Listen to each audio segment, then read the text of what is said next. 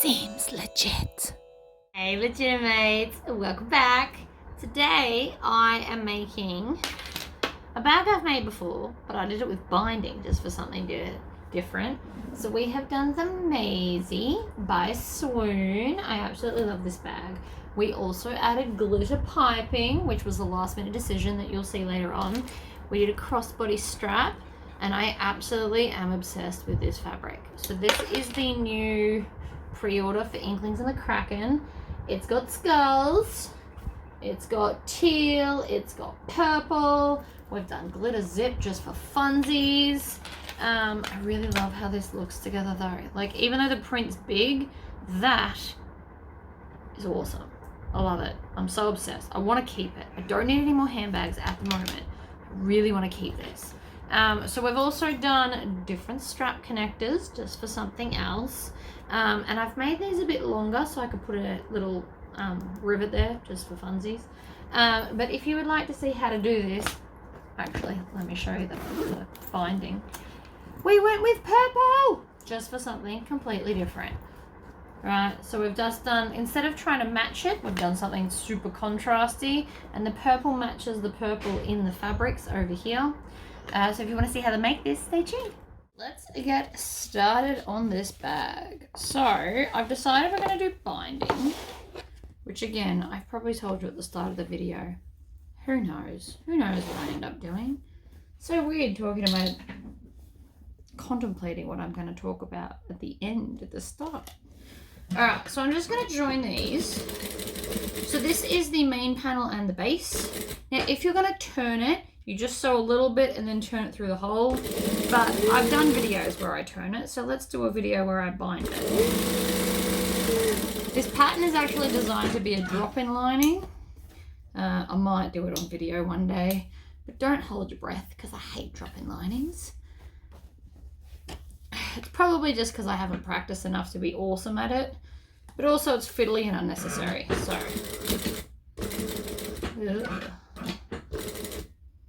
I'll line up these edges properly.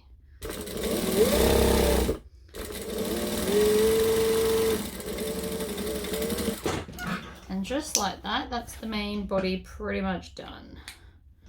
We're going to put a Tory pocket in, like I always do, because I like Tory pockets. So we're going to fold it in half. You can even crease it there if you want to. And then on the side where I've drawn my rectangle is the side that I'm going to find the center. Now you can put them on before you join all your pieces if you want to. I'm clearly not doing that. And then to find the center of this, once you've already done it, again, I'm trying to do different stuff in videos.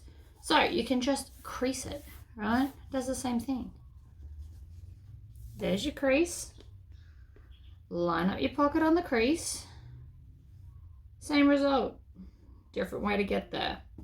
So if you ever forget to do something, that is one way to get to it. Stitch and back stitch. And back stitch. Swivel it around. I'm going to move those clips so I don't knock them over. Stitch, back stitch. And back stitch. We always back stitch because it locks in our stitches, and we also always cut off this jump stitch because it can mess with the turning of the corners. So always chop it off. All my crazy tails, chop them off. Chop off my jump stitch. Now sometimes you might see like more than one jump stitch. It's okay, chop them all. Promise it won't damage your bag. I do it all the time. It's just because you didn't lift your needle all the way up before you move to the other side. And so sometimes it has like residual strands. I'm gonna grab my scissors. I found my other spring-loaded scissors, but the spring on this one's busted. So I can probably take out the spring of the other ones and put it into the mine scissors. Or I could take out this bit maybe and put it in the other pair. So I've just got one good working pair. To be fair, I do torture my scissors pretty well. Also, if I reach out to Fiskars, I'm sure they'll do something to fix it. They are awesome. So this was my dodgy repair. I got my husband to get 2 springs and coil them together to make it almost good enough for scissors. It's not the same as the Fiskars spring. Theirs is just better. But you can't win them all. Alright, so I'm going to pop that aside and I'll iron that in a minute, just in case I've got some other stuff to iron. You never know. And let's grab... So this is going to be our zipper section.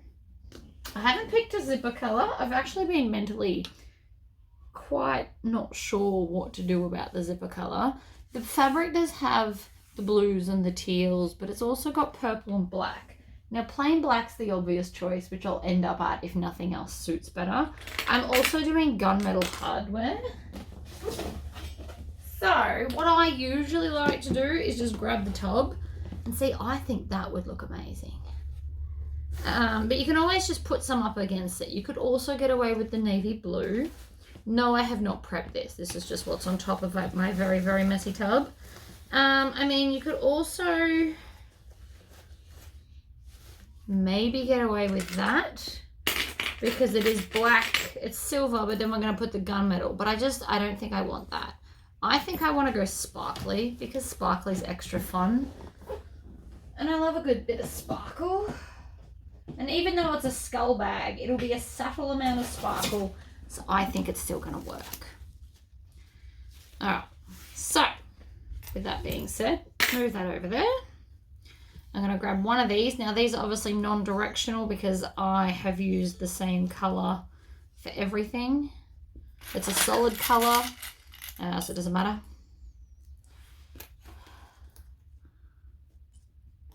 Alright, we're going to just clip down like this. This one, this zip can get a bit naughty, so I do actually like to clip this zip. I love this colour. I should actually get more for my personal stash because this is all I've got left. But it's a softer, this part here is softer than your normal zipper. So I just like to clip it so it doesn't stretch and misbehave. Has been known to happen. And then this bit we'll put aside for the other zip. And on this, I also haven't put any interfacing. Sometimes I put foam if it's super flimsy.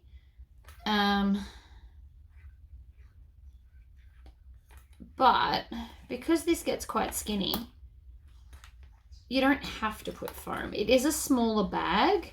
It won't hurt it to not have the foam.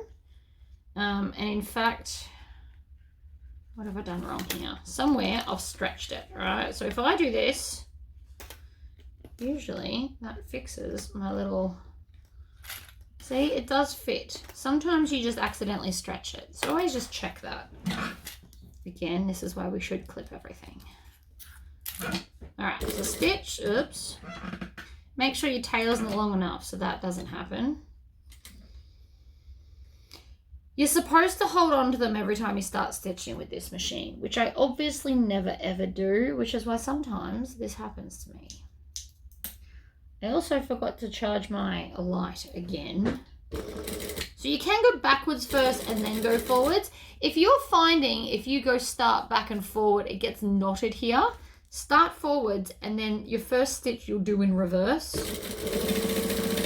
It'll stop that problem for you.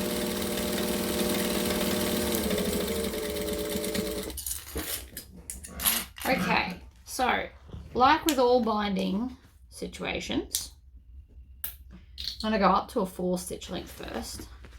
Then we're going to fold this over. See, you can't tell me that doesn't look epic. I always, doesn't matter if you got foam in there or not, I'm going to line up these edges and stitch those together. Right within the seam allowance, turning them into one piece. Now you can only do this if you're doing binding. Don't do it if you're doing the turn through method. I do have a separate video on that if that's the way you'd like to go. If you're still not into binding, that's totally okay. I'm just doing it this way for something different. Normally I would turn it through too, but this could be fun. So here we are doing crazy fun things. Right, needle down, pivot. Don't go over your zipper because we haven't put our zipper pulls on, so that's fairly important too. And then I'm going to top stitch 1/8 of an inch down this side.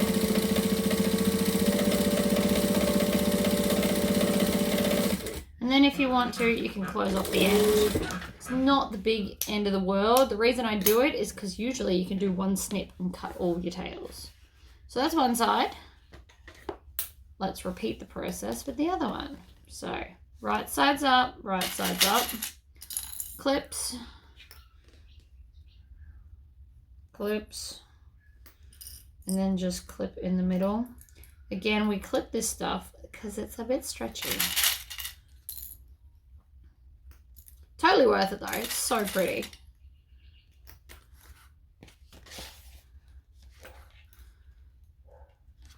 Right, clip the ends, and it should all just kind of match up in the middle.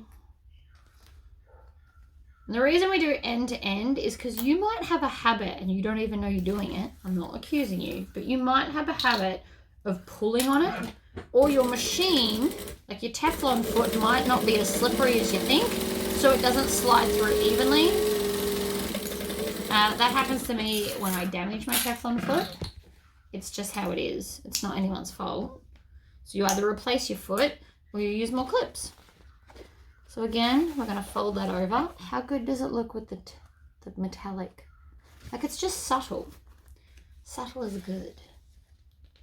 So then you can do it either way. I'm actually going to do it from this side this time because I can. All the way to the edge. They are meant to join, right? So they are the same size. I've used the same pattern to cut everything. But sometimes it just wants to misbehave. And I don't want that. So if you stitch it from this side, you can see it as it's misbehaving. And then we flip it over. We can do 1/8 of an inch. All the way along.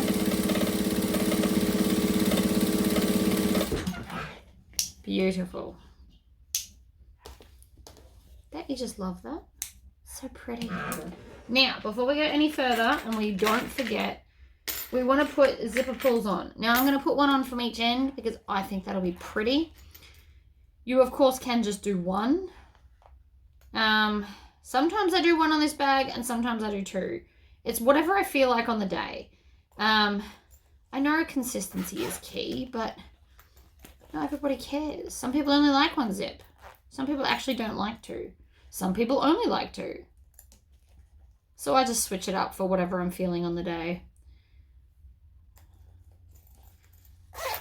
Right, always bring them together and make sure that they meet and that there's no bubbles, right? Very important to check for bubbles.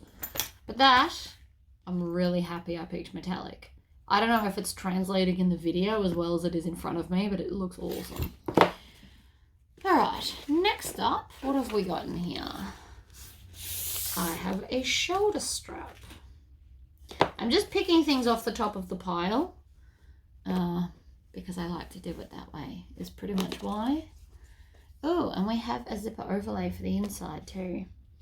I will get to that. I've just got to get up and iron.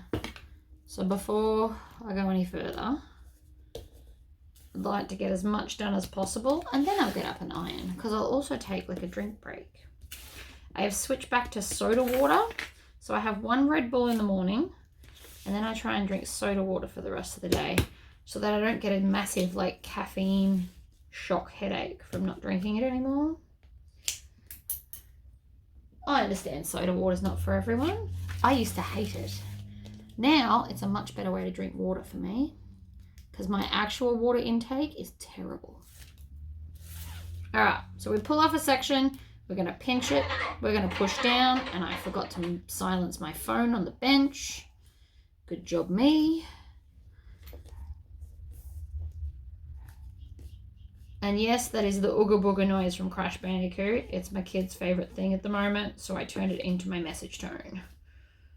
So it does that every time I get an email or anything. All right, so I'm just going to keep coming along. You want to get it as close together as possible. But because I'm going to put this over the top, it's okay if you have the occasional mini gap, right? Don't be worried about that. I would be worried if I was going to top stitch it. I would pull it off and fix it. But it won't really make a difference while making the strap.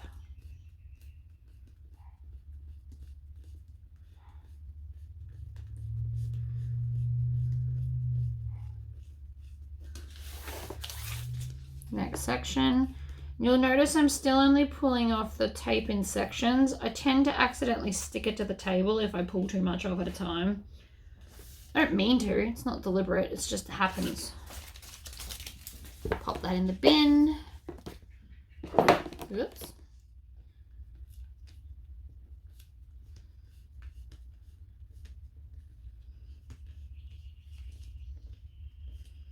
All right.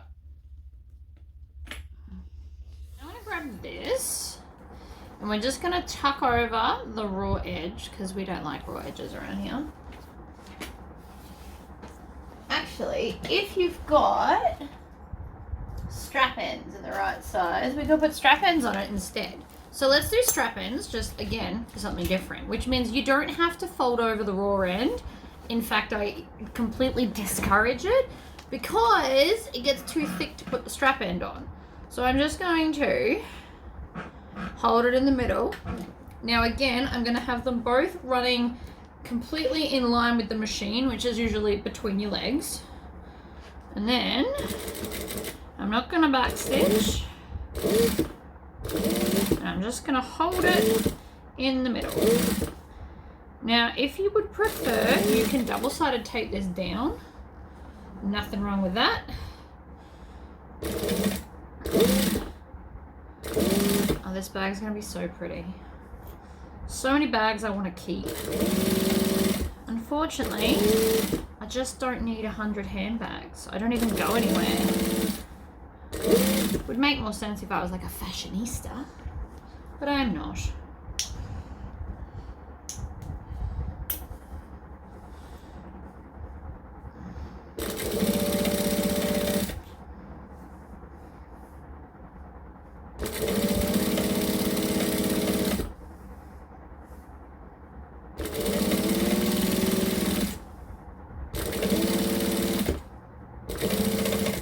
So as we get closer to the end, the fabric is actually longer than the vinyl, which is fine. I knew that. I just didn't cut it off before now because I didn't need to. So just hold it in the center. Go across the end. I can chop that off later, and then we're going to bring all of this down and untwisted back in line with the machine. I'm going to use my fingers as a guide. And the second side always goes faster, guys. Always.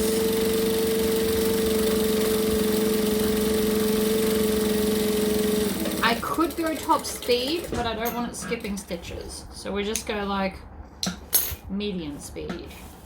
And then we check the back to make sure there are no skip stitches, and we're good. So I'm going to chop this off right there. Just so it's in line. Again, because we won't see it, we're going to put a strap end on.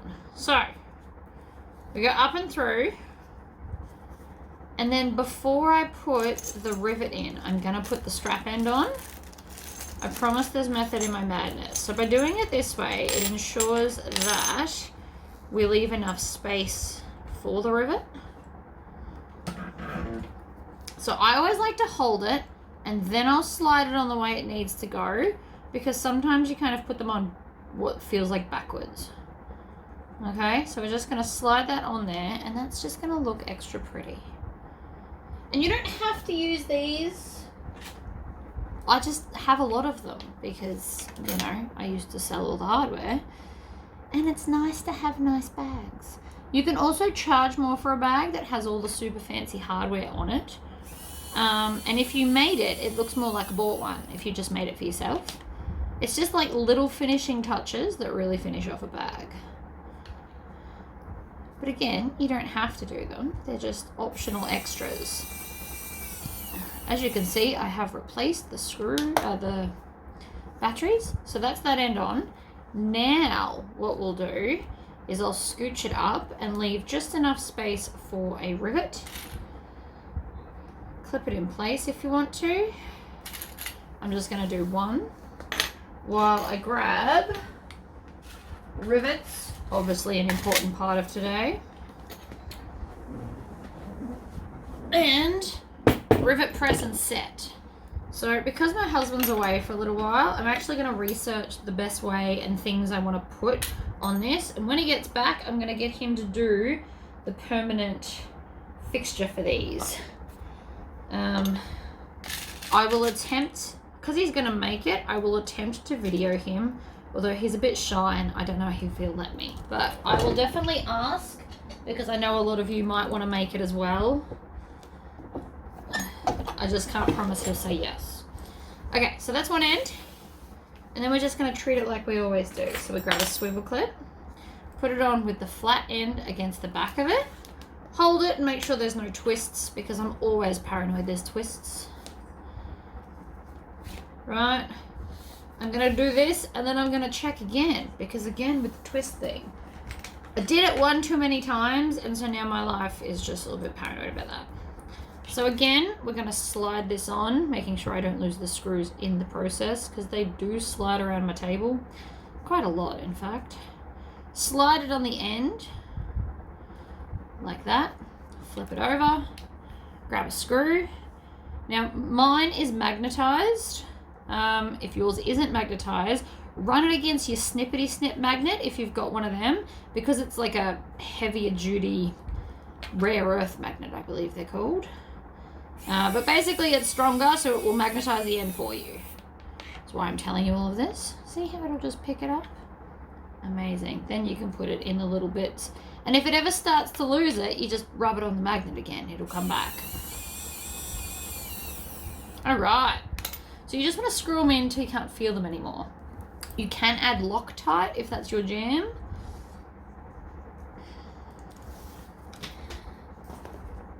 Alright, hole punch again. In the middle. I can eyeball the middle really, really well now. So I tend to not mark it. But if I'm doing like handles that are riveted on, I like to use the rivet spacing template, because it just makes everything even, and I love even. Even is good. Okay, so that's our shoulder strap done. There's a random thread right there. Let's just pull that off. It looks cool. It's got all the color. Obviously I wasn't really going to be able to get much of a skull on there, so I didn't try and fussy cut it, because you wouldn't have seen it. It is such a big print. But it does still give a very interesting look to a strap. Each to their own, obviously. Let's go and put these on. So for this, I am going to use 1/4" tape. This is not my fabulous rippable stuff. Can't say terrible. It sounds like terrible, and it's not terrible. It's fabulous. But this is my old roll that I'm just trying to get through. I have a lot.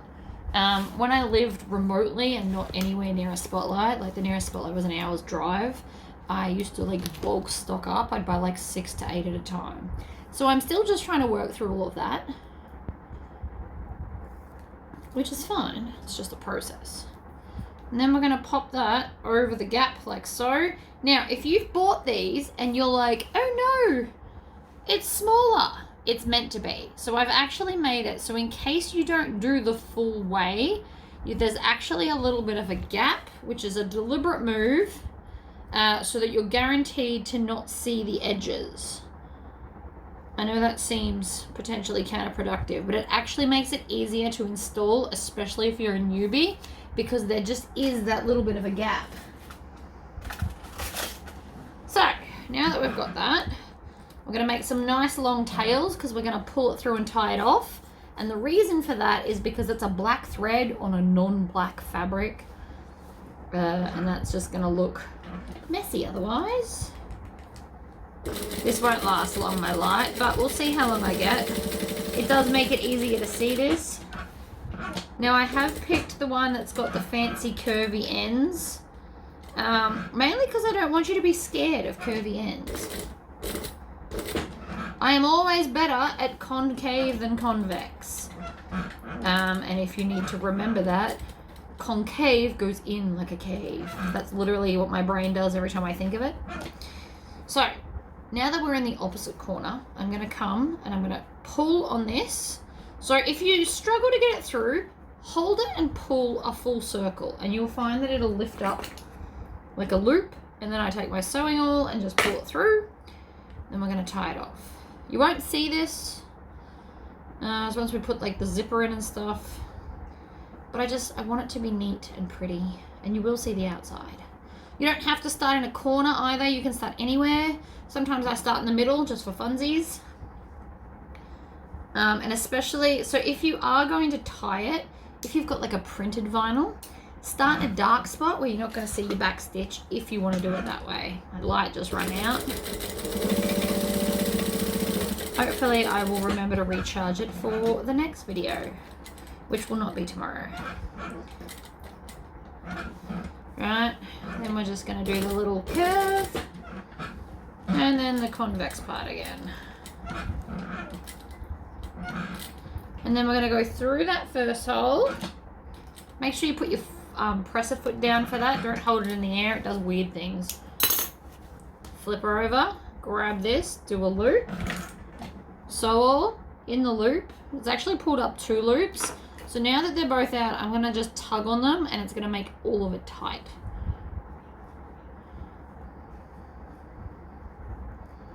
Oh, and I probably should have pulled all of this out of the way now that I think about that. That's okay. It'll still work. It'll just make the pocket a little bit smaller. So normally I pull the pocket out of the way, which apparently I forgot to do today because who knows why. But it's fine. It'll still work. It'll just make the pocket, see, a little bit smaller. Won't be the end of the world, I promise.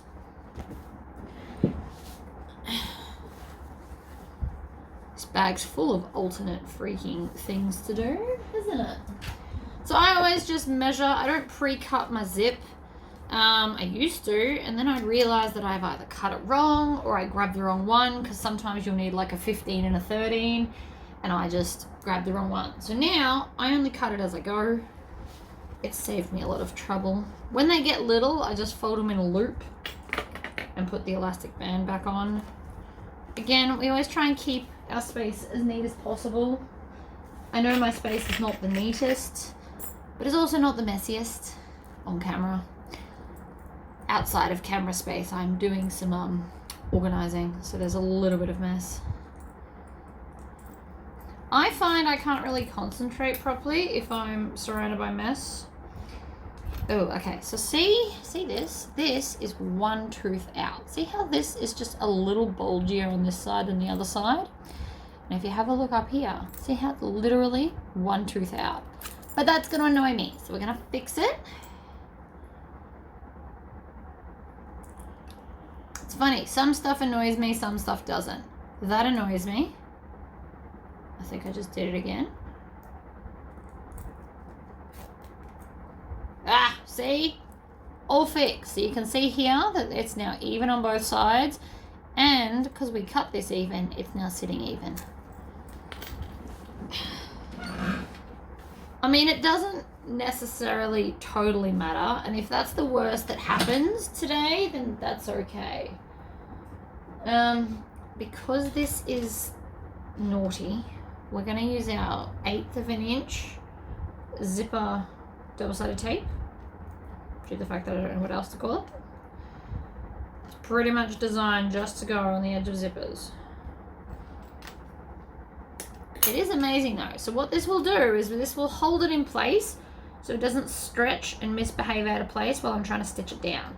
Because I know this zipper. So if you've got like a cool funky zip and it's just a nightmare to work with, get some of this tape. 'Tis amazing.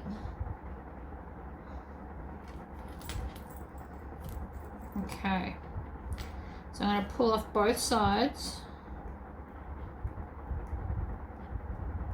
like that. Put both of these in the bin because again, workspace cleanliness. I'm going to line up the teeth so they sit on, or the zipper sits on the teeth and not on the double-sided tape, which you can see me fighting with right now.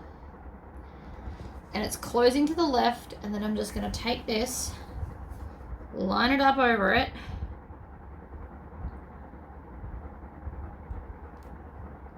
and stick it down like that. So then I'm just going to run my fingers along it. You should be able to pick it up now, and it's not going to go anywhere. Hallelujah. Okay, so again, with the I want tails to pull it through look, and then we're going to just go right to here, right in that corner.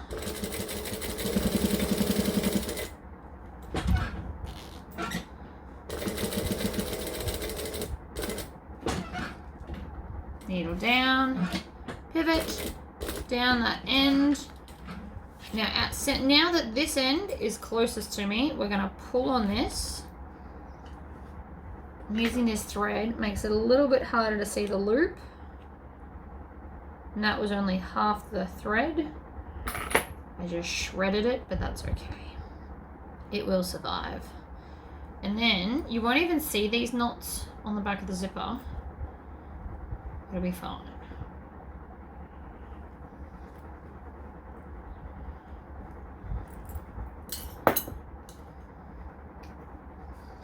Okay, then I'm going to roll this up very roughly so that it can get through here without a problem. Then I'm just going to open that up because it's stuck down. We don't have to worry as much about stuff because it's stuck down. Pivot. And then back into the first hole. Always put the presser foot down.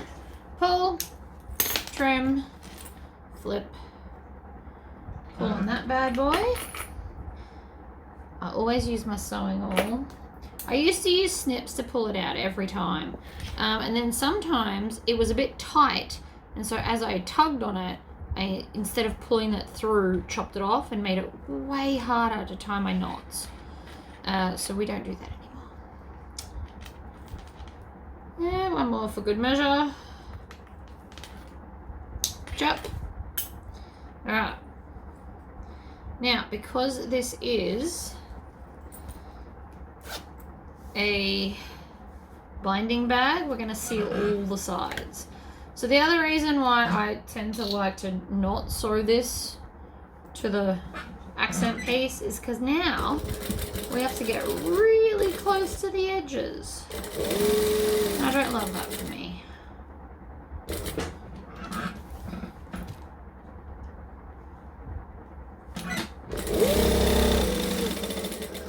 Just ran out of bobbin thread. New bobbin achieved. Can you hear that? I can hear that. It's giving me grief already. I was so hopeful that it would behave itself. It just never does. I didn't even backstitch that time. It didn't behave.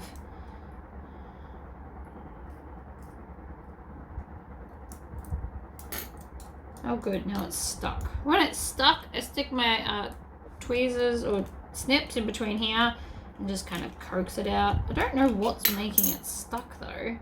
It's not that full. Well, I guess it is.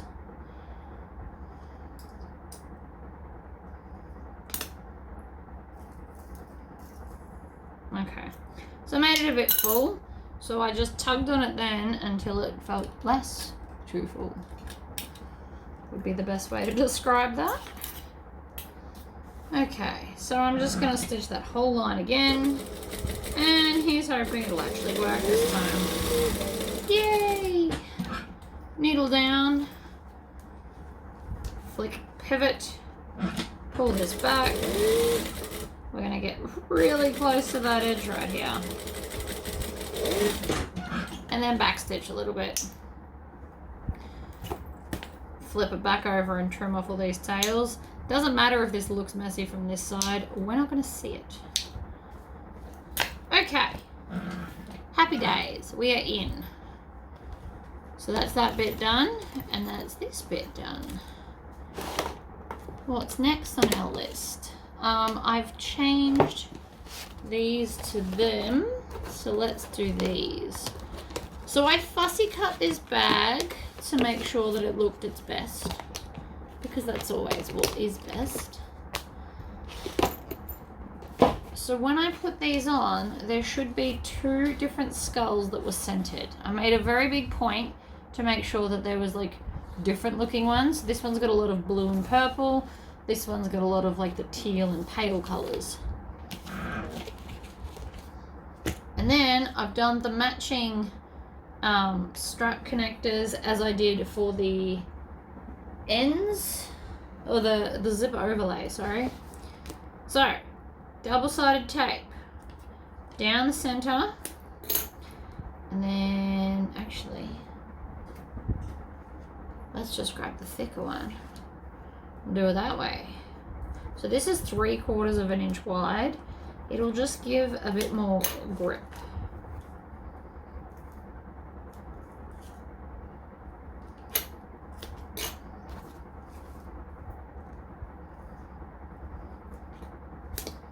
Alright, and then if you want to get extra grippy, if you're worried about doing these style, take this and crisscross it like so. Now obviously you could have also put more lines that way, but meh, whatever's going. Whatever you feel like in the moment will work out just as well. Right. Sometimes an end doesn't want to come off. Just go to the other one. It's ultimately quicker. So I found a bunch of like skinny rectangle rings. So we're going to use them up. And I thought the fineness of them would actually suit quite well for this bag. So you should be able to stick it down.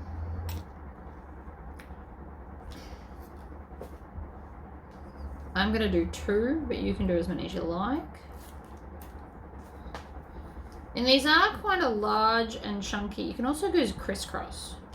I mean, we can get crazy with this. You just go one diagonally and that kind of covers everywhere. Hold this. Turn it over so you can see where we're going with it. Like that. So that's 2. I'll save the other 2 for in a minute. And then we're going to need, as always, to find the center. I would like to work out from the center. I'll just find it easier. We're also eventually going to need center top. So I may as well do that now too.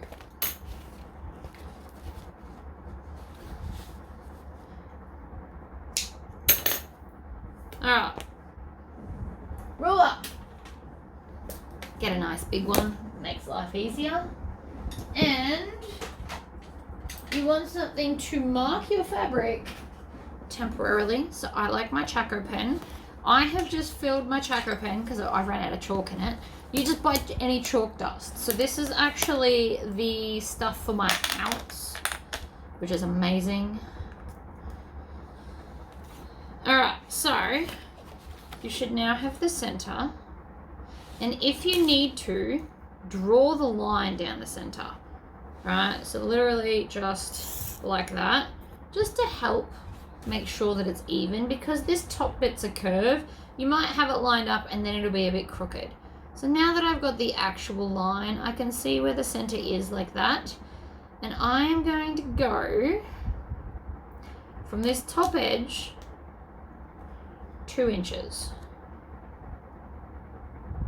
Right, I'm just going to rule a line all the way across for the 2 inches, and then from the center, I think I'm going to go 2 inches out, I think. So I'm just going to test that theory, because these are a different size. So depending on what size you've done stuff, 2 inches might be too far out. We might only go 1.5. Because then the actual metal part's 2 inches. Because you don't want it too close to the edge over here, or when we do our seam allowance, they'll pop out. So I think there, so the actual metal is 2 inches out, but this piece is 1.5. I hope that makes sense to you. So this is where they're sticking. And that's what it'll look like. So we've missed the skull, so we still center that. These are nice and high, but not so high, because you've got to remember, once we take off the seam allowance, they'll be right at the top of the bag. These are all things to consider when we alter a pattern. But you do you.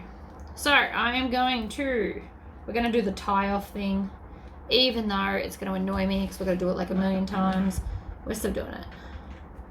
So I'm going to start here, and we're going to sew over, and one more. Move my clips so I don't knock them off. Down. Now this curve's bigger than the other ones, but I still like to manually do it because I really do just find it easier. Then we've got the concave one, which actually is easier. I'm going to stop there and pull this through and tie it off while it's easy to do. We don't want to get all the way back to the start and do that again. It's a terrible idea, trust me. Absolutely terrible. Been there, done that. Not in a hurry to do it again, to be honest. It is way, way harder. Probably shouldn't have stopped on a really tricky curve, but on the other hand, like, go stop somewhere.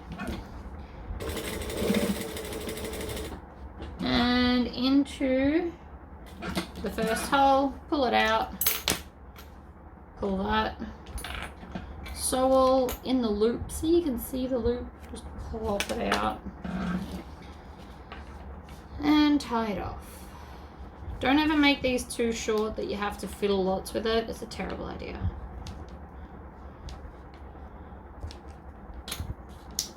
And then if you want to just give it extra protection, I take my sewing thread zapper. There will be a video up about this one. It is fabulous. Right, melt it down. Bob it back. Next side. Again with the tails.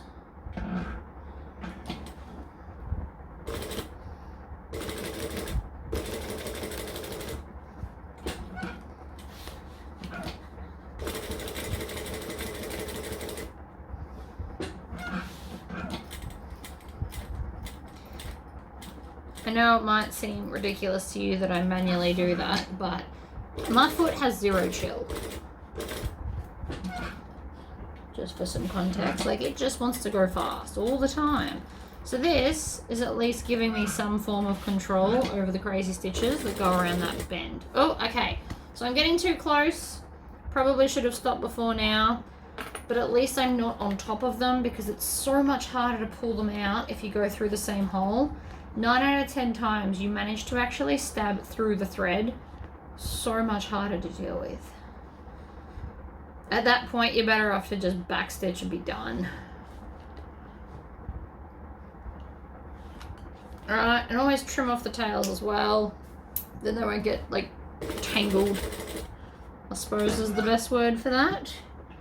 Through that hole, pull it out.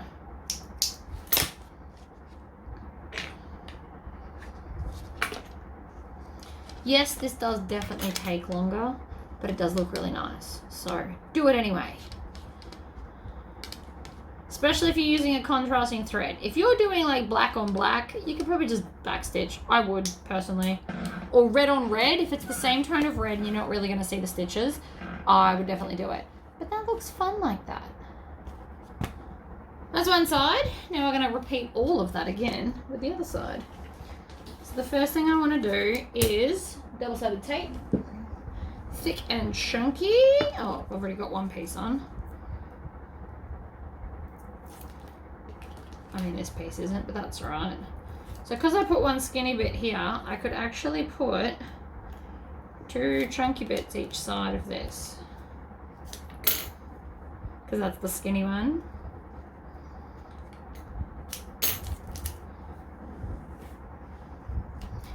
And then this one, we'll just do that cool diagonal thing because that worked out pretty well last time. Done. Yes, that was the rippable stuff. However, I can't rip straight because I haven't had enough practice. So I am still just clipping. But you can rip it. I do it usually. It's also a really hard habit to get out of because I've snipped it for like 6 years. It's really hard to suddenly just not do it anymore. My brain's struggling a little bit, not gonna lie.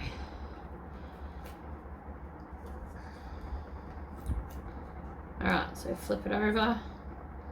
Make sure that it's lined up. Stick it down. If you need to still add a clip, like if you've got super stiff vinyl or you're using leather and it doesn't want to behave yourself, just put a clip on it as well. Nobody's judging you, I promise. Sometimes you need a clip. It is what it is. Alright, they are now ready to go on. So, first things first is the vertical line so that we can see an even center. It is important. And then what did I do? I did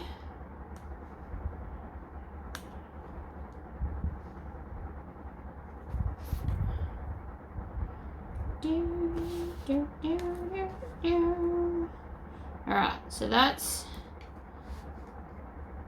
the down part. And then this 1.5 is the across part. And then you can just stick it down with your ruler or your finger. Put it against the ruler like I'm doing. I mean, you can also draw a line and then stick it down. If that's your jam, you go right ahead. I am not one to tell you what to do most of the time. Sometimes I will. I'm not even going to lie about that. That looks a little bit crooked to me. Now I've got to check it with a ruler again. I know I probably shouldn't have moved it, but it looked crooked. I wasn't okay with that. And it was crooked. See? So I fixed it.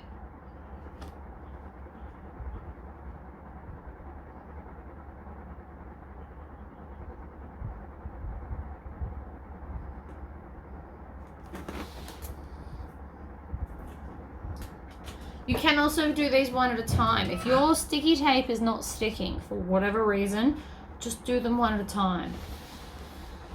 That is also a very viable way to do this.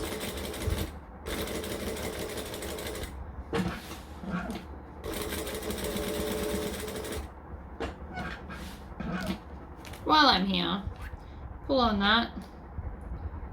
Sometimes just pulling it out won't help. You actually need to pull it kind of in the opposite way to make a big enough loop to pull through. Doesn't always work out the first time.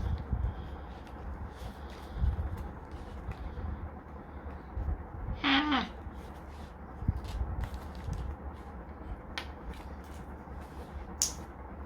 Chop.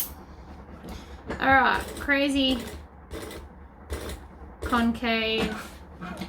Then the convex.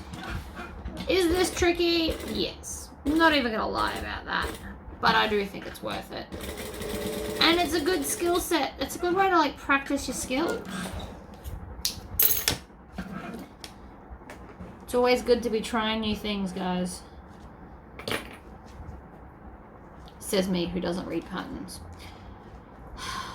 Only because, you know, I do still try new things. Just not constantly.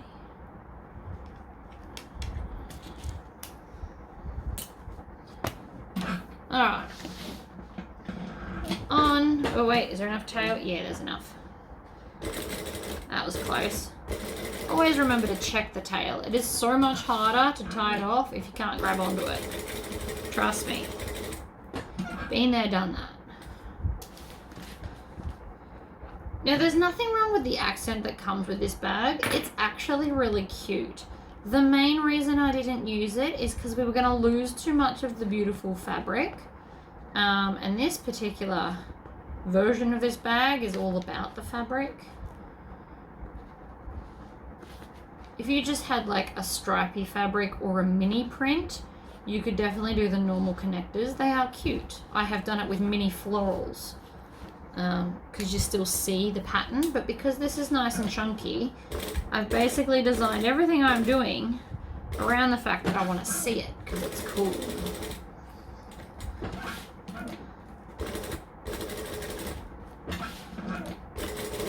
Always needle down and pivot, guys.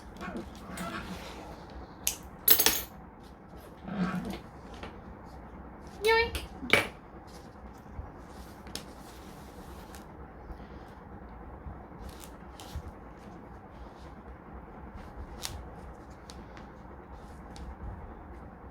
Did that take a while? Yes. Was it worth it? You decide. I think yes. I think it looks wonderful. Okay, nope, that's a handle. That's not what I tried to grab then. Tried to grab the base. Now I'm going to put bag feet in because I love bag feet. I'm also going to put a tag in. I was doing some laser engraving yesterday and I've made a fabulous little tag. So here's the hard bit. I have to pick which one's the front of the bag. They both look cool. Oh my god. Ugh. These have backs, so you have like a gasket back for them. Apparently I couldn't pick it up today. So you got options where you can put it. I might, oh, see it's hard. Maybe I could use this side and then put it at the base of the skull, because that would look cool.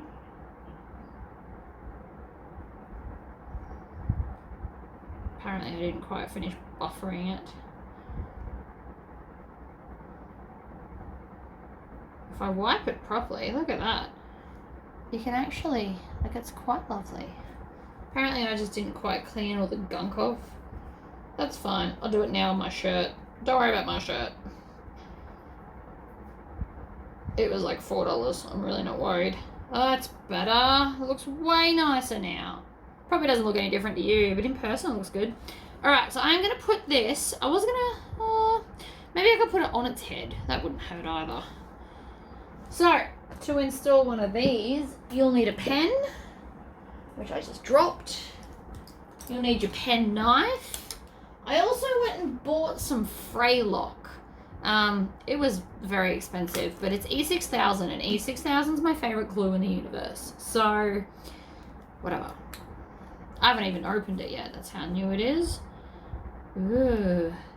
It's got like a cleary, shiny, opaly thing going on.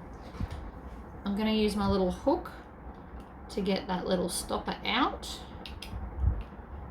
because obviously it can't stay there or I can't get to the nozzle.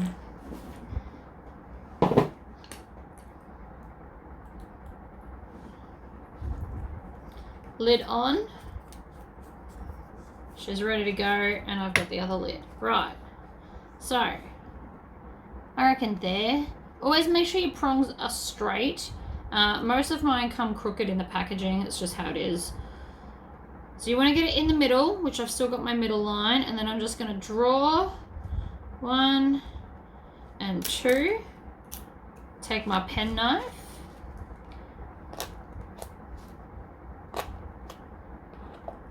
Alright. Make sure it's big enough before I go adding glue. Okay, we're good. So then I'm going to pull that out, add some Fraylock.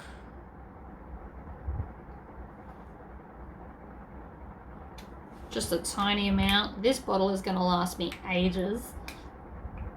Probably less so if I can't put the lid on. Oh my goodness. Who knew that'd be so tricky? Alright, stab it through the holes. Pop your gasket on. Now these are usually not even with their holes. I think they make like a one size fits a million different things. And then I'm going to fold them into the center. It's one of the few times where I fold in instead of out. Amazing. Subtle yet fancy. Alright, put away your pen knife. Close it so you don't stab yourself. I shouldn't have to say that, but I have stabbed myself way too many times, and I would not like that happening to you. It's really annoying when you got random cuts on your hands. Now, I just put my feet anywhere, to be honest. The wider they go, the wider in we go. I'm wondering if that's too far in. Should be right. That's too far in.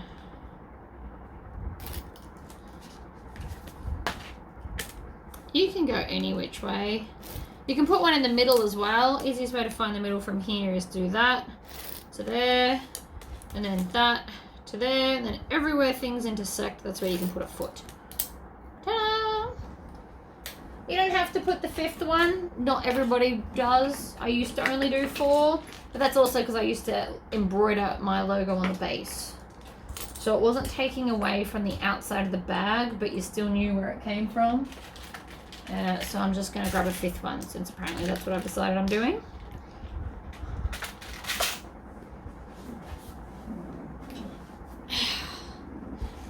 These are seriously best investment, especially having 2.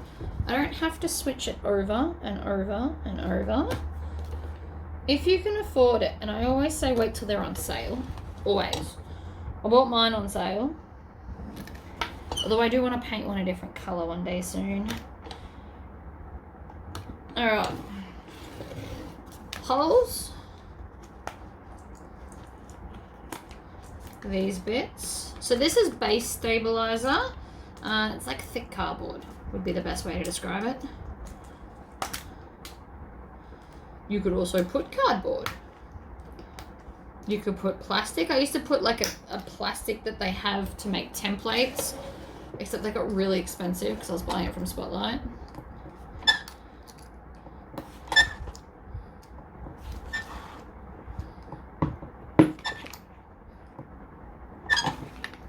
Right, feet are on. I always don't like them too far out, personally. But whatever floats your boat. Let's grab our, clips. And I'm just going to clip along.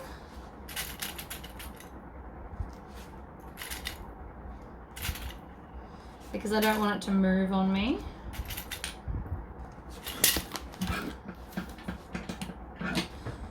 Stitch, back stitch.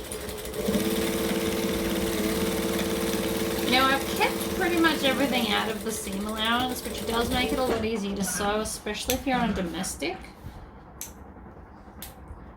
I'm going to go up to a 4 stitch length. I'm going to fold this down so that that seam allowance is under the bottom, and then we're going to top stitch without knocking them, preferably.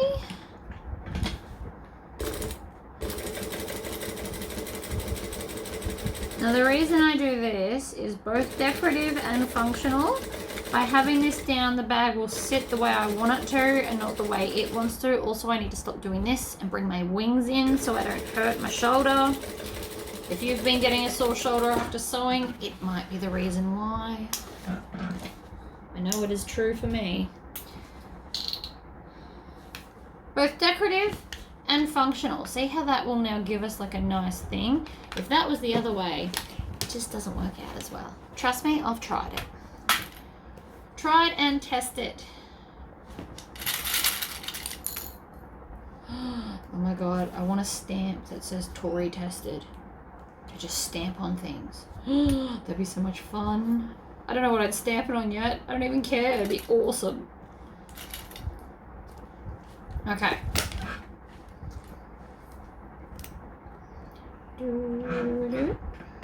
So we're gonna stitch, take off the first clip. We still put it there. Stitching, stitching, stitching. Now this is even true if we're doing it the non-binding way. Still do the seam. It looks pretty, it is functional, helps hold the bag into the shape you want. Part of me really wants to get up and make piping. I haven't made it, but I'm very seriously considering pausing the video and going and making black glitter piping, because wouldn't that just be epic? The answer is yes. Yes, it would. have the time is the real question.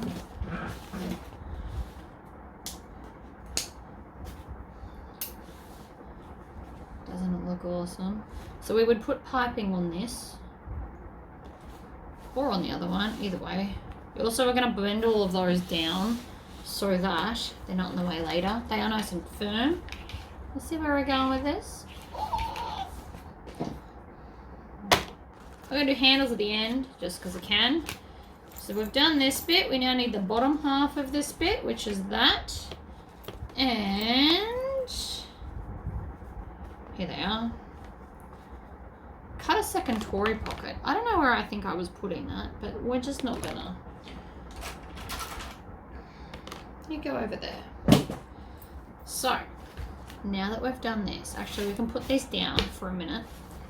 Now that we've done this, we're gonna take the lining and we're gonna lay it on top. I'm gonna stitch it all together. So these are all the pieces left, although I do need to, that's not what I'm looking for.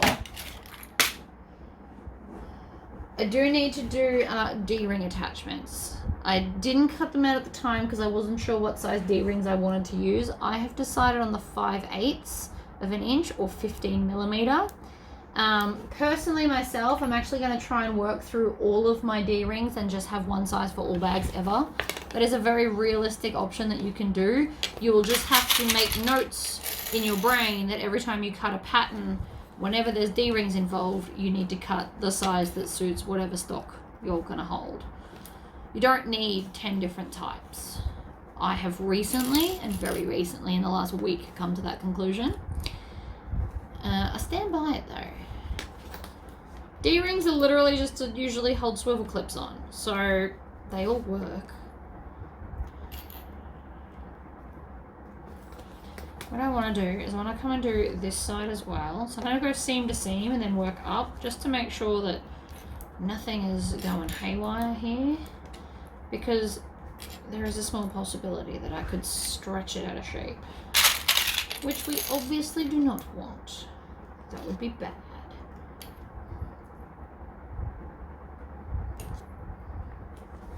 Alright, and then we go and match it over to this side. And this edge. I'm just matching it all the way around. Why am I clipping this? Because it's an odd shape. It's not just a square, and there's a good chance it'll misbehave, and I don't want to play that game. So to avoid that, I'm going to clip it and then stitch it together. I could also pre-iron it as well. That is an option. You have options. Please know that. I'm just doing what feels right for me. You can do what feels right for you. See? Doesn't always behave the way you want it to. Please know that. And that's why today I have opted for clips absolutely the whole way around. Because we're doing binding. Don't do this if you're not doing binding. Terrible life plan. I'm gonna leave it on a size 4 stitch length. It doesn't matter what size your stitch length is. We're literally just basting it together. So try and do this at 1/8 of an inch. This is a good way to practice if you're new to bag making. If you practice your 1/8 of an inch top stitching here, it doesn't matter if you get it wrong. Nobody's gonna see it, but it's just good self-practice, really. You can also, I don't know if you can see, but I'm also holding this purely so it doesn't hit the camera. We don't need you flying over today. It's not what I'm feeling at all. Right, so we're just going around the edge, nice and slow. Let it open a little bit now. Not a lot, but a little bit. You also could have put the clips on the other way because the lining is smoother. We could have had it the other way up, but it won't matter, I promise. Oh, we're gonna hit the camera again.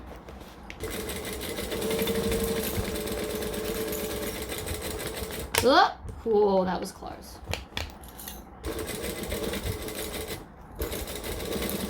I try and get you guys as close as possible so you can see, but sometimes it becomes more of an issue on my end. Bring that arm in. I was doing it again. Alright, you don't even have to backstitch. This is just a temporary hold. And, okay, so I can see some problems. Can you see the problems? It has got 3 spaces where it's tacked and created a loop. I am not putting up with that. That is a no from me. So, you need to snip that away. So I always cut the thread that's holding it, and then you can just unpick like 2 or 3 each side of it, so it stops that. Basically until you're going to be able to smooth that in.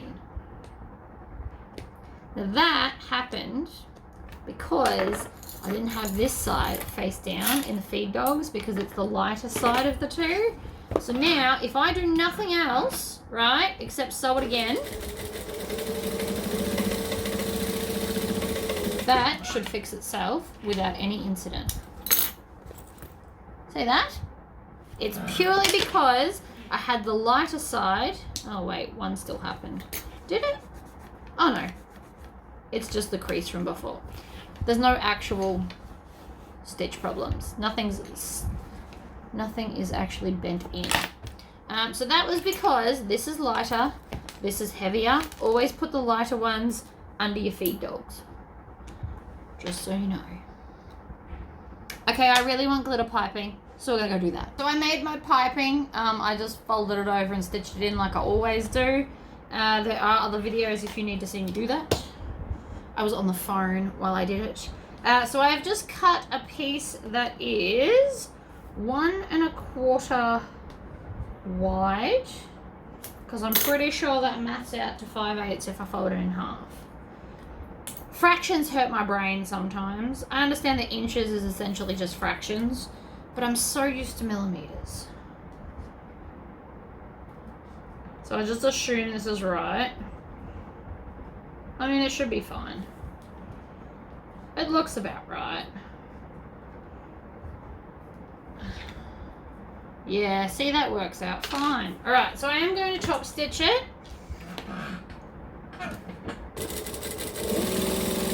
On both sides. I'm just going to run off the edge. I'm not bothering about back stitching, so I'm about to cut it in half anyway. So, all becomes a bit pointless, doesn't it? Chop there and there. Then we're going to fold it in half. And then just chop it in half. Probably shouldn't use these, but we're going to do it anyway. Then, with the join side, we put that against the flat bit. Fold that over. Cute little D-ring. Now, I made this piece 7 inches, which makes each of these 3.5 inches long, because I've cut it in half, obviously. And this is because I want to be able to put it in the seam and then also put a rivet. So if you don't want to put a rivet, just make them shorter. You can make them as short as about 2.5. I wouldn't go shorter than that. So, making sure, I'm going to just say it again, making sure that we have put our zipper pulls on. This is just a reminder in case you forgot. Because now we're going to stitch this over the zipper. Pretty much what's currently happening. So just over the end and on. And we're stitching it so it can't move later. Oh, whoops, I just threw my clip out. That was silly. It's one of the few ones that still work. Ah, come back here.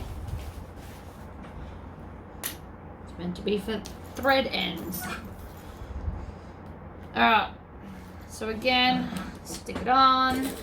Just within the seam allowance. It's just to baste it in place so it can't shift in a minute when we do the next step. You also won't see these stitches because they are within the seam allowance. So make sure you do that too. Okay, so I'm going to join right sides to right sides. I'm going to clip this too because I don't feel like fighting it. You also have options with your piping. You could probably put it on either piece. I'm not sure how much it would matter because it's going to get attached to either piece. But I'm thinking that the main body piece is probably easier to do. Just a guess. Alright, so now that they're together, we're going to stitch, back stitch. We're going to make sure that your D-ring is out of the way. We do not want to stitch the D-ring. You will snap your needle. You can cause internal issues if it like bends stuff. Like, we just don't want to do it, okay? Trust me on this. It's not a thing you want to happen. But what we are going to do is I'm just going to fold the outer one down, and I'm going to top stitch, not the lining, just the outer. So you want to make sure that this seam allowance is pointed down, and we're going to stitch it. This is going to, again, help with the shape of the bag, but we don't need to see that on the lining.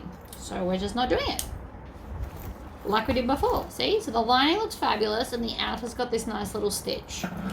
It's a small detail, but it's a pretty one, and it's worth it. You don't have to do it, obviously. I'm not the boss of you, but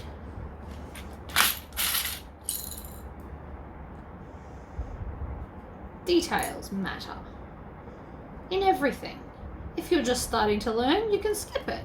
But as you get more advanced, you want to add in these little details, because you will notice, and while people won't notice what it is that they're noticing, they will be able to tell that it's fancy. They won't know why, they'll just think it is.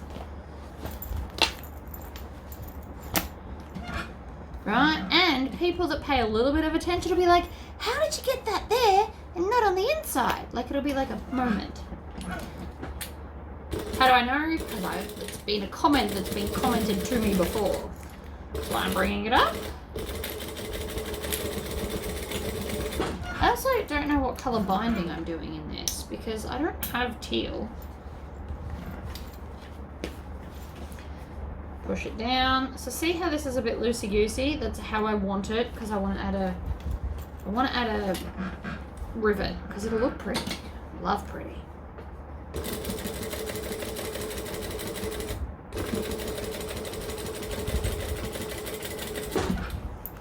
Alright, so we're done. Now, I'm going to fold this down. And we want to stitch around the edges so that it's basted as a single piece, so that when we stitch it all together in a minute, it's going to be easier. Trust me on this, you do not want to skip this step. This bag is not a beginner bag. You don't want to be skipping out on things like being able to join the edges, which is important.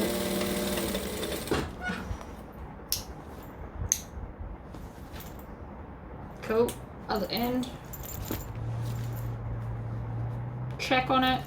Add clips like we did before if you want to.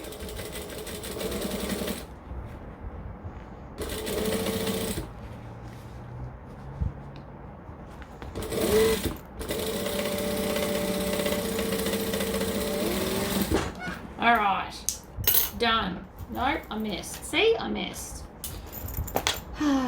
Stop it.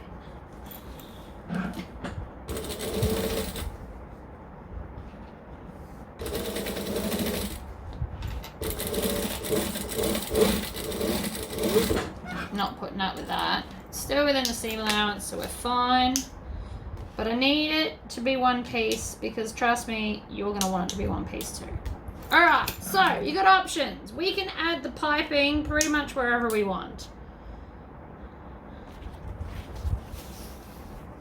I don't really know which one's going to be easier. But I'm going to put it on this one. I am going to have the join here at the side where we theoretically won't see it or notice it. And I want to start from, I had to join it because I needed more than 1.5 meters. So I want to start from the join end so that the joins hopefully won't be too close together. If I went the other way, it goes to there and then like there, and there'd be two joins too close. So if we work in the opposite direction, theoretically, I can fix that.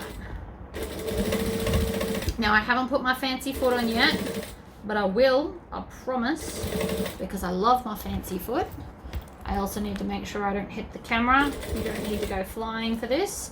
And if you need to on the curve, just add some little snippety snips to get it around the curve nicely. That is something you may or may not need. I don't know. We're also now going to push all of these down, out of the way.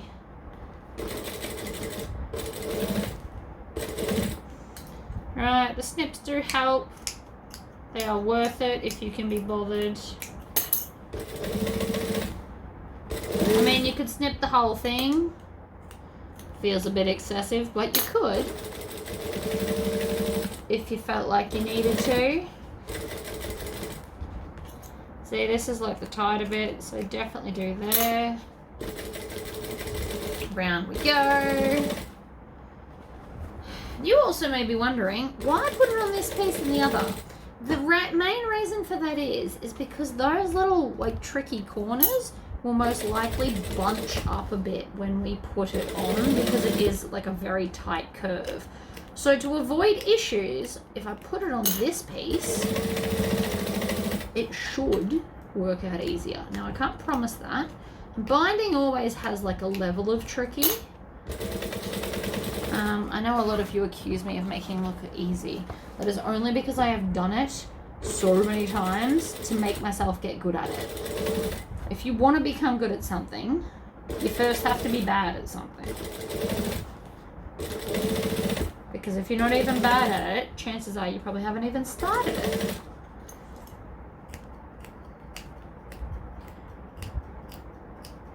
Like even my Facebook or YouTube journey.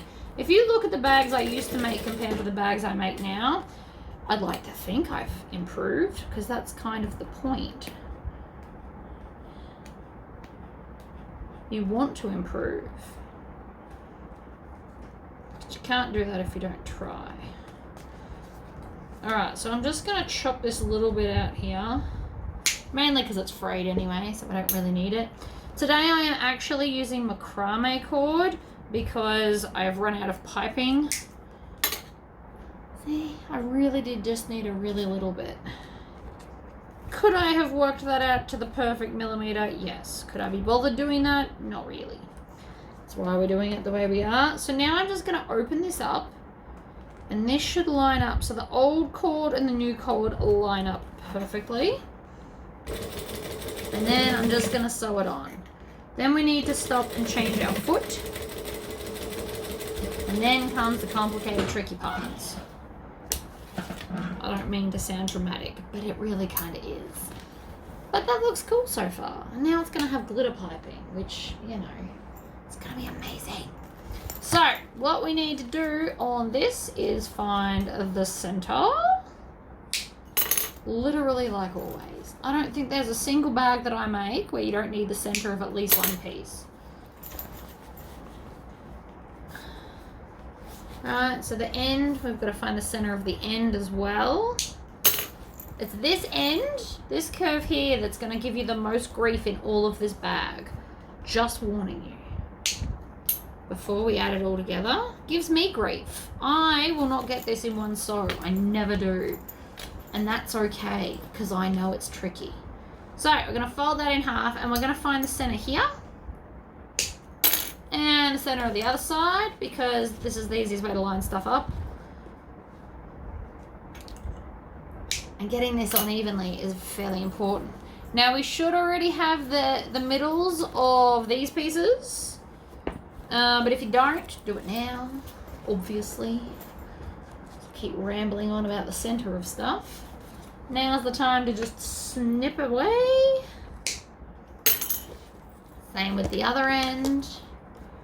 So I'm just lining up seams is pretty much how I'm doing that, and then work my way along, and then the middle is there. Cool. The next thing we're gonna do, we're gonna open the zip. It's just going to give it a bit more movement, make it a little bit easier to do this. So, I like to start on my short edges. I'm going to clip it with the gusset piece facing up. I'd say like always, but occasionally I do it the other way. Right, and we just want just those 4 clips. Then, let's go to the opposite side and do the same thing again. And before I stitch this, I will have to change over my foot. I'll need the piping foot because I'm doing piping like this. So This is what it should look like. It should be super weird. Then we're going to come up and join the middle here. And we are going to work our way down to the corner curve here.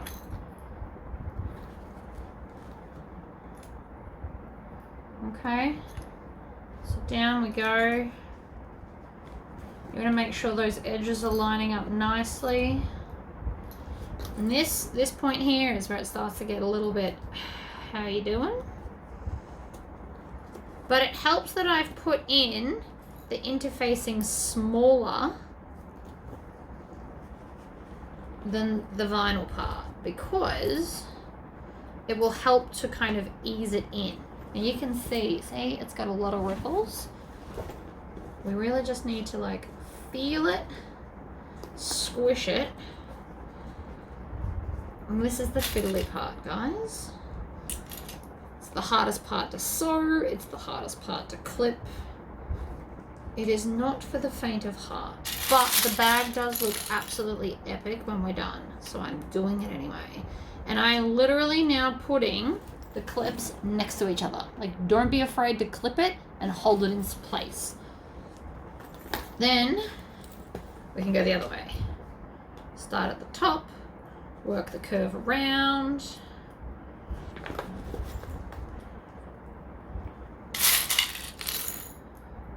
I'm gonna do half and then I'm gonna show you why we're doing it and making this bag. I'm gonna show you how awesome it is, because I promise it will be awesome.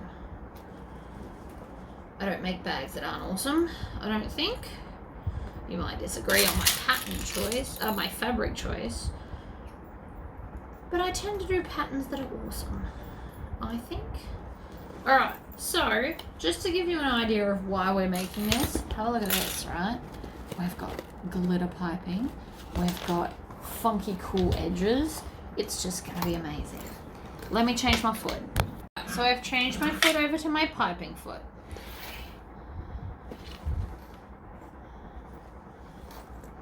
I might actually clip the whole bag. Sometimes I just sew half a bag at a time. No, I am gonna sew half the bag at a time. So I'm gonna come here and I'm gonna start here. I'm gonna leave one clip on. Please note that. That is important for later. I'm gonna go back to like a 2.5 stitch length. And I'm gonna just do a few and then go back and do a few. And I'm feeling for my piping. What just happened? Something did not like me just then.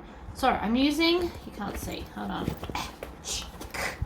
Push it all down. Right, I'm using my fingers here, each side of the piping, to kind of feel where it is. Make sure it's going in the channel, because that's literally the point of it.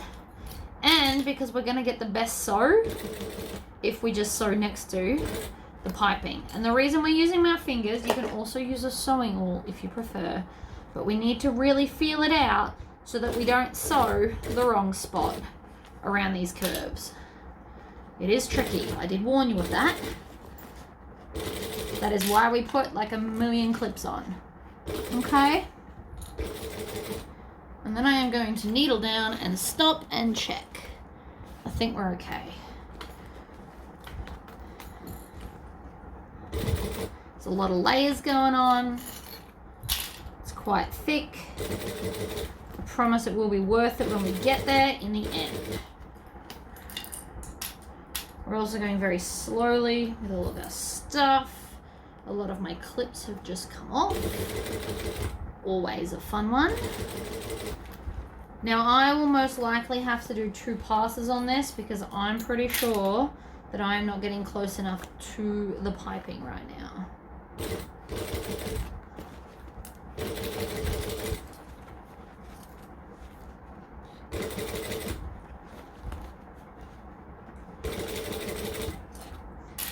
Like I'm feeling in there. I just want to have a look.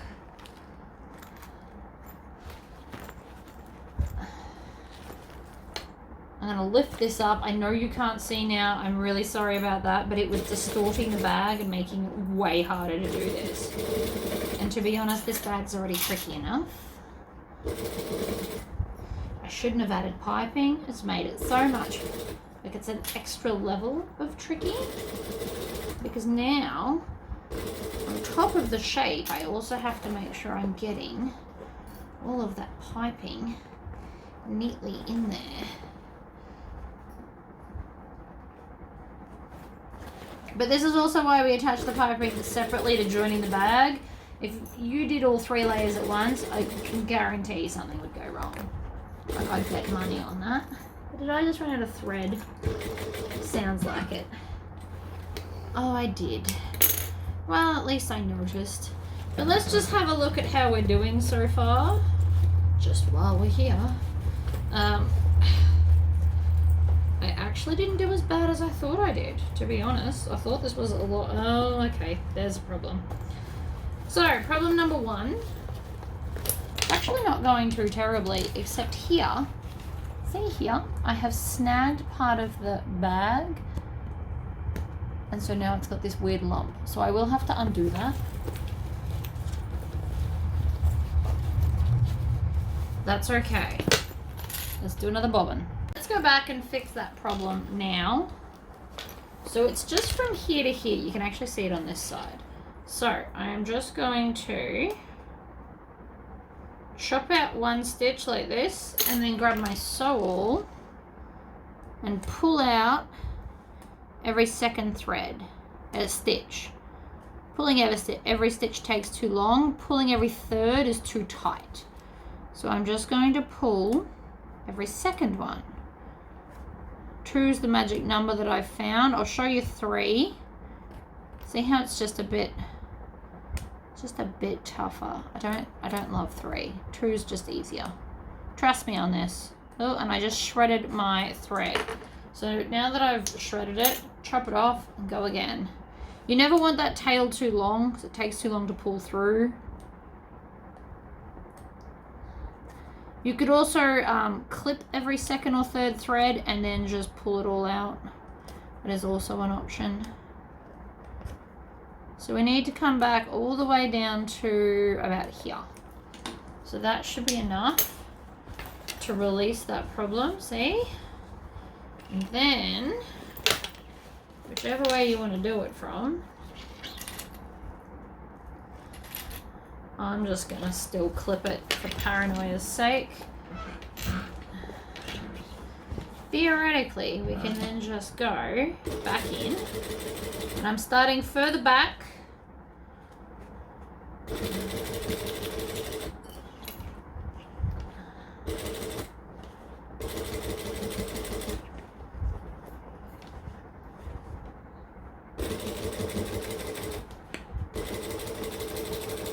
Alright, go over the first few stitches and back stitch, or you can tie it off if you're too paranoid to back stitch. I get really paranoid back stitching thicknesses because I tend to break threads. I genuinely get quite paranoid about it. See, and just like that, problem solved.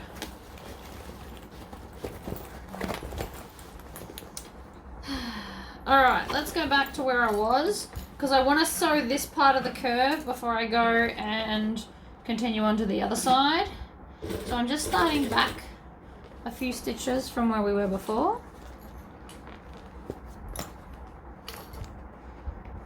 Alright, and I'm feeling for that piping, and I'm trying to get in fairly close, and I'm going to stop here because all my stitches came off for that base. It'll do that. So expect your clips to pop, especially around that tight curve. It happens every time. Don't feel bad about it. It happens to me too. I mean, it's not bad. We might still do a second pass, but it's not bad. So now we're just going to, the second side's always tougher, like anything, except straps. For straps, the second side's easier. For everything else, usually tougher. So we're going to do lots of clips because the bag shape is actually trying to fight against being pushed into this shape. It's not loving it, but it's not meant to. It was never going to love it. It's just going to do it because I said so. Alright, and then same with this corner. we want to push it in. So we need to clip it from the center outwards. And the clips are pretty much going to be on top of each other. And this is also why I put the binding on the other side, right? Because we have to kind of get this curve here to fit in, because it's going to be a little bit wrinkly. That's why I don't put binding there. And I know other piping. Sorry, not binding. Binding's next. Binding goes everywhere. Don't worry about binding. But that is why I make this bag this way. Some people put the piping on this one. I actually think the pattern instructions say to put it on that one. I find it more tricky personally. Again, could be my sewing style. I could just be outright wrong, but so far so good. So I can't be doing anything too terrible. Alright, then we're going to grab this bottom again, and I'm just going to make the clips pretty much touch each other the whole way around, because they do let go because it doesn't love the shape. Okay? Don't be afraid of clips. Clips are good. Clips help hold the shape. Okay, then I'm just gonna do the flat bit. I'm gonna leave this corner and then work my way down towards it. Clips next to each other should, and I mean you might not have enough clips, but I did just sew this bag in 2 halves, so that's okay too.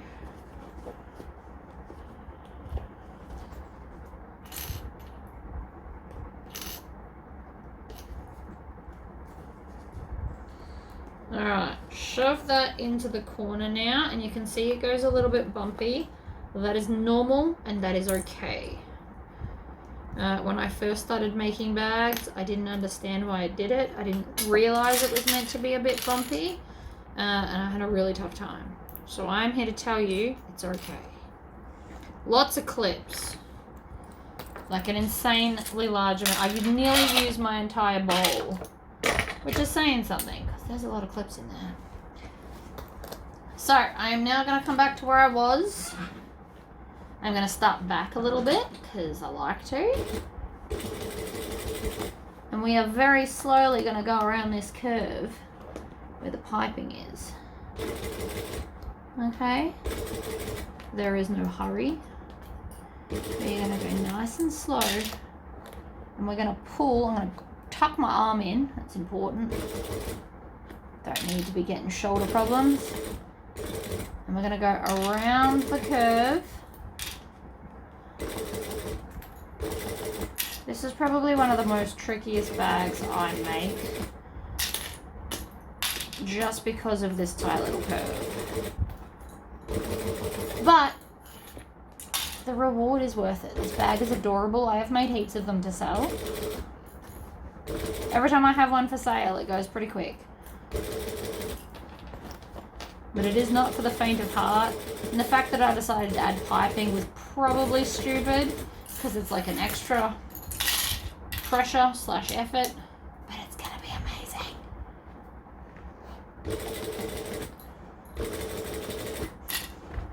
Oh my god, it's so hard to tuck this arm in. It just wants to go out. This whole time my arm just wants to chicken wing it.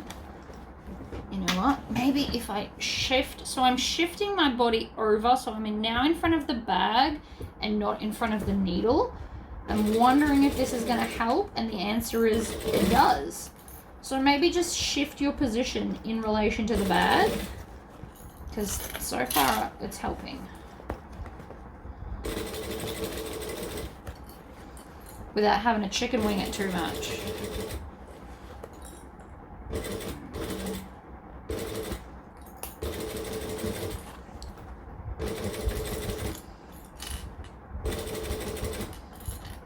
Alright. Last crazy curve, people.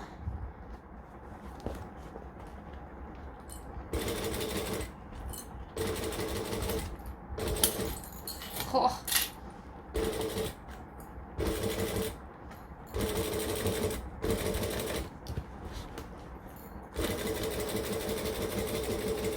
Go past the start and then reverse.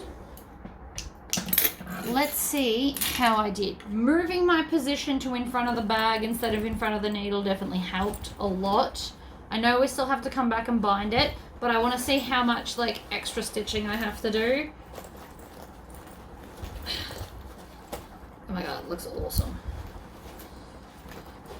And the black piping matches with the black hardware. But so far so good, actually. The corner also doesn't love to be pushed out. It also probably doesn't help that I've put base stabilizer on here, but it's because, again, I wanted the bag to like sit out and do what it's told. Okay, so I'm really not mad about that. Look at that. Piping! It obviously is a bit crookedy. I need to like Tory squish everywhere. But I'm not even mad with how much it sticks out. Like, I got pretty close. I love this foot. Please, everybody get a piping foot if you want to try piping. It is epic. Absolutely epic. I'm really, really happy with how that looks. It's just a little bit extra, especially on the sides. Now, we're going to bind it. And I have to pick a colour. And I have 0... plans. Part of me wants to do purple just to like make it pop and be really different. I mean, turquoise would be the ideal, but I don't have any of this fabric left, nor do I have this color in a piping. So it's gonna have to be something contrasty anyway, and I really think I'm probably gonna end up at purple. But I will go and check my stash and let's see what we end up with. Decide on purple. However, I also need to go and pick up my child from school in about 6 minutes. The alarm's going to go. So we are quickly going to make my straps. And then when I come back, I will put the binding on.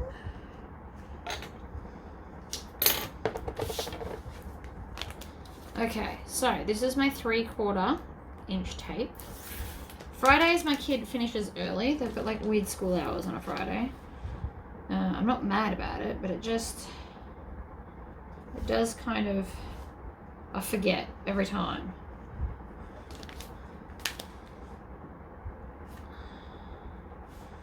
And I just checked my phone and it said upcoming alarm. I was like, oh yeah, that's right.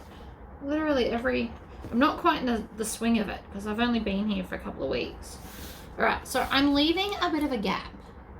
And that is so I can fold it over and it'll still be flat and you won't have one side that's super raised up. Nobody wants that. I use bobbins as my screwdriver. You can judge me on that if you'd like, but it is very convenient. I've always got bobbins around. Okay, so top stitch length, fold it over. That would help if I actually put the foot down. Line it up, stitch, back stitch. We're on a 4, so a nice long stitch length.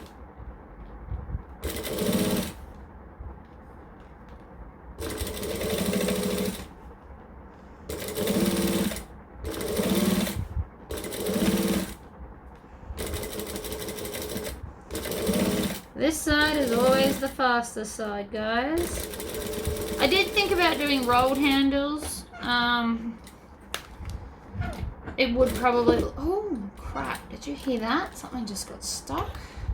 Luckily for me, it's at the end. I'm going to put strap ends on. So, yay! Hopefully it won't stuff up this side, though. I'm deliberately not going fast because now I'm paranoid something's going to break.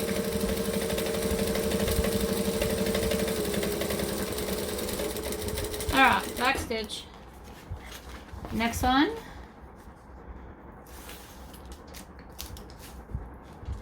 Pinch together.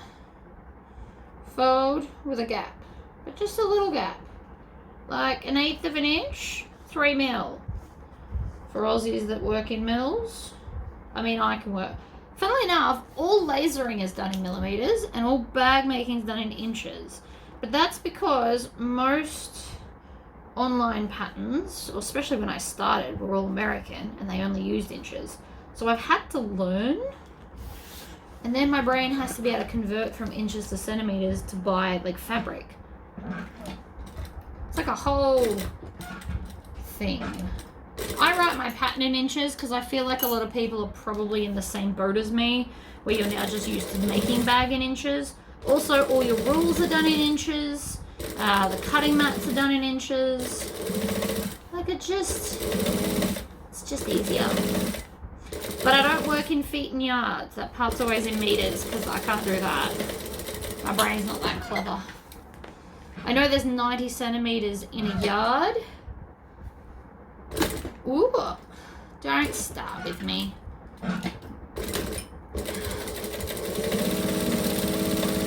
They have to destroy my sanity, I swear. Alright. The straps are done. I will come back and do the binding after I have returned from picking up my child. We went with purple. Couldn't help myself. I think it's going to look awesome. If you can't blend it, do something bold. I'm good with my decision. First things first though, because it is so bulky, we will need to cut off a little bit of the bulk. To do this, I like Class A scissors. Even though these ones are my zipper cutting scissors, they are sharp enough still, which is slightly shocking and also very awesome. So I'm just cutting off like a squinchy little bit. I know squinchy's not a word, but I'm just making it up, alright? You get my point. So we just want to cut off a little bit so that the edging will cover all of our mess here. I mean, not that it's that messy, but it also kind of is. And that's okay. Oh, kills your arm after a while though.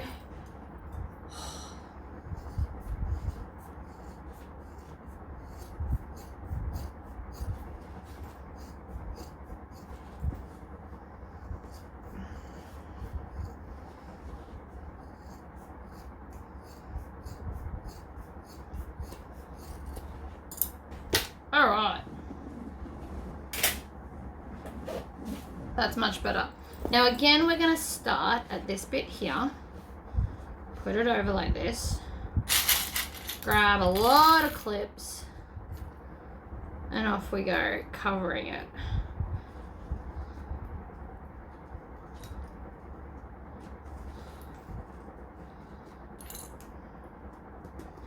There is always method in my madness. I promise cutting off that little bit just ensures that you're going to catch both sides without it being an issue.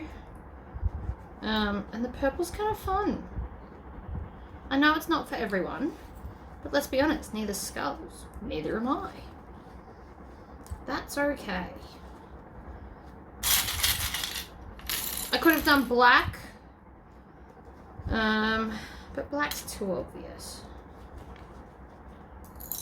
In a perfect world, I'm gonna start Googling this evening. After I do this, I'm gonna take my laptop inside. I have some emails to respond to, and then I'm gonna go see if there's such thing as glitter binding, because the glitter zipper tape looks amazing, and I've just decided I need some in my life.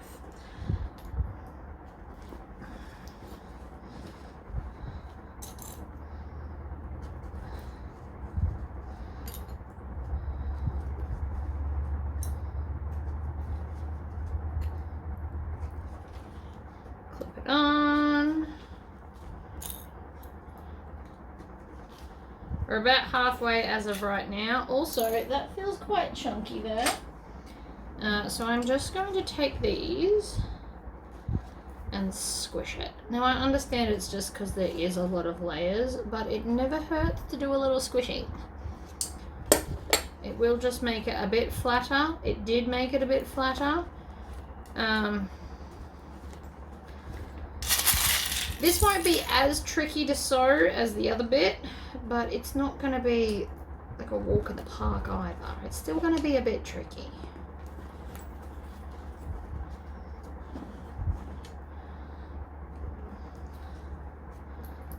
feel like just to prove that I can do it, I now need to do this with a drop-in lining. They're just not my favourite. And it could just be because I haven't practiced. But it's also because this machine can't get all the way into the corner. But I do have a cylinder arm machine, so I feel like it could be a great little sewing-y project for that machine. Alright, I clearly didn't trim this off. This is not reaching. I can see that as of there, it wasn't really getting what I wanted. So we just need to... It is just a little bit. It's like 1/8 of an inch. But that little bit really does help, I promise.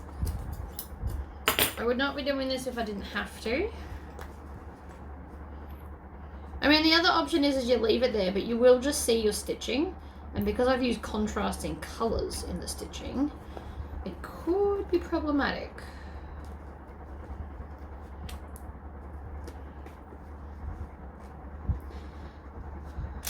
I mean, we're nearly there.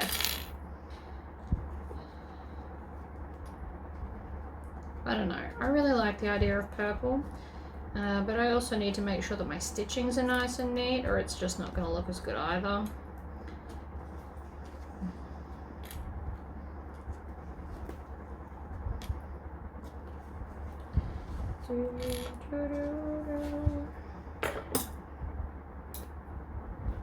Trim off your tails.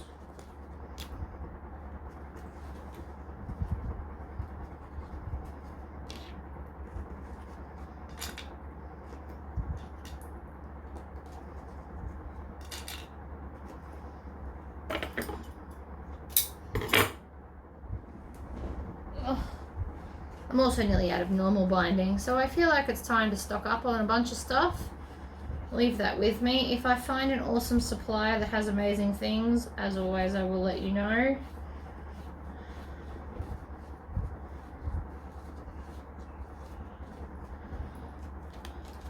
And I always pack it up as I go. I should actually make one of the shelves in my cart for all the binding and stuff. That'd be really clever of me. We'll see. I do plan on doing a lot of like organising. Alright, move the cord out of the way. I've got my handles here. We'll attach them in a minute. You can't tell me that's not fun looking. If nothing else, it's fun. So I've got my purple thread in already.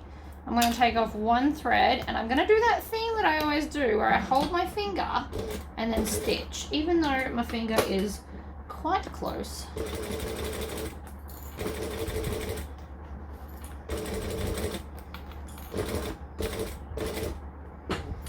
Alright, lift it up, readjust. This is quite thick. This part here is probably not as domestic friendly as I'd like, but that's also because I've used like a crap ton of vinyl on the outside as well. If you want to make this bag more domestic friendly, those bottom like funky shaped bits that I did in vinyl, just do them in fabric and use foam interfacing instead of the base stabilizer, and it'll be more forgiving when you're trying to like cram it in places. Oh, I just broke a clip. I don't even know where that came from. Literally just like fell into pieces. My clips are trying to tell me something. Clearly, they've given up on life.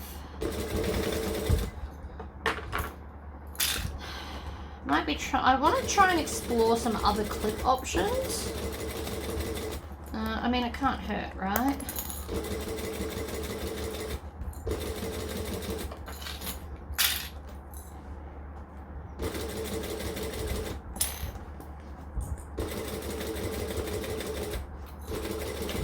I have to admit, this machine has definitely done me well. I've had it for many years now, and it's still going strong.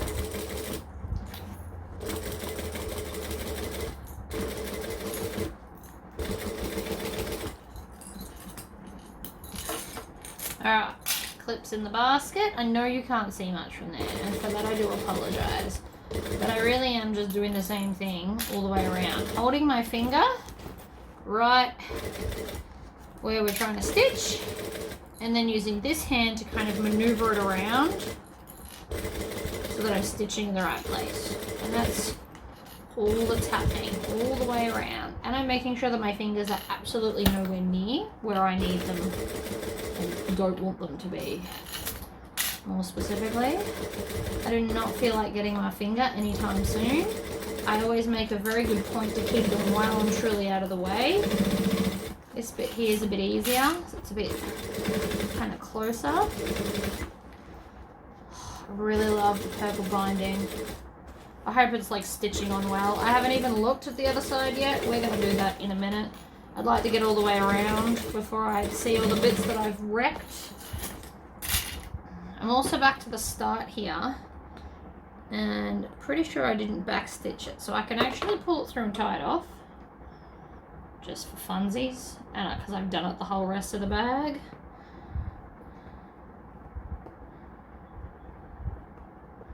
So far so good though. I'm just having a look here. I mean, there's one bit there I need to fix, but all in all, not terrible.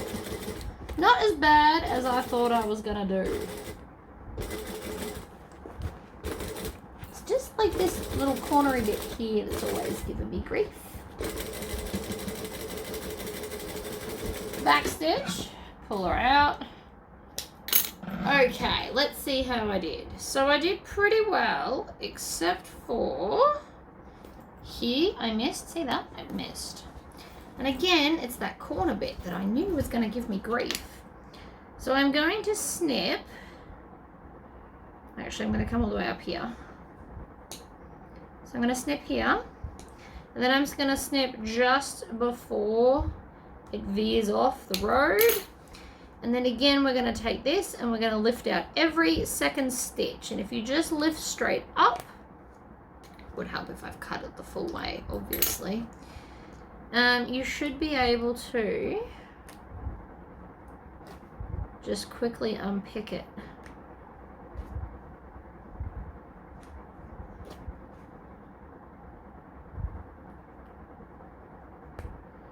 The reason we're doing so many is because see how you can see a little bit of my black stitching? I just figure while I'm here I may as well fix it all because that's not pretty to look at. Now I could have switched to a turquoise stitching and it would have been less obvious, but I still would have unpicked it all if it looked like this, no matter what colour the stitching was, because we want it pretty. I'm also going to just chop that off because it's annoying me. We're not getting very far. The reason that this is taking longer than it took last time is because the polyester and the thread get so close to each other. I'm actually struggling to pick out just the thread and I don't want to wreck the binding. So it is taking an extra minute to do it, but I'm also not destroying the binding in the process because that would suck.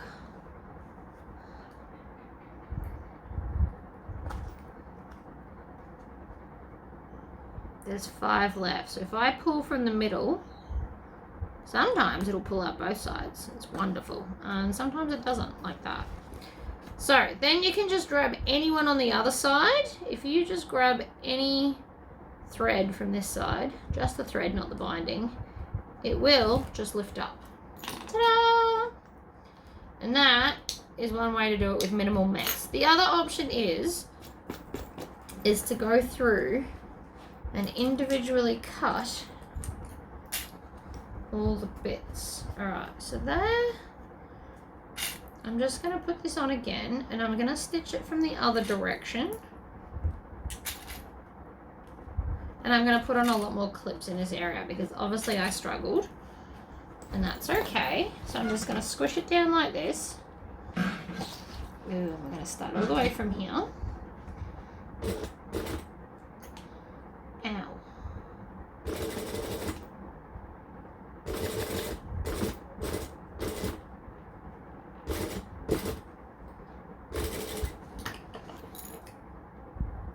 I'm using my sew-all to make sure that it is all the way under where I want it to be.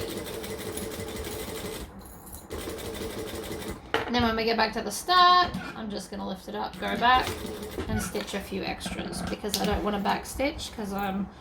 Oh, I got myself. I've stabbed myself in my finger. Oh dear. Ugh.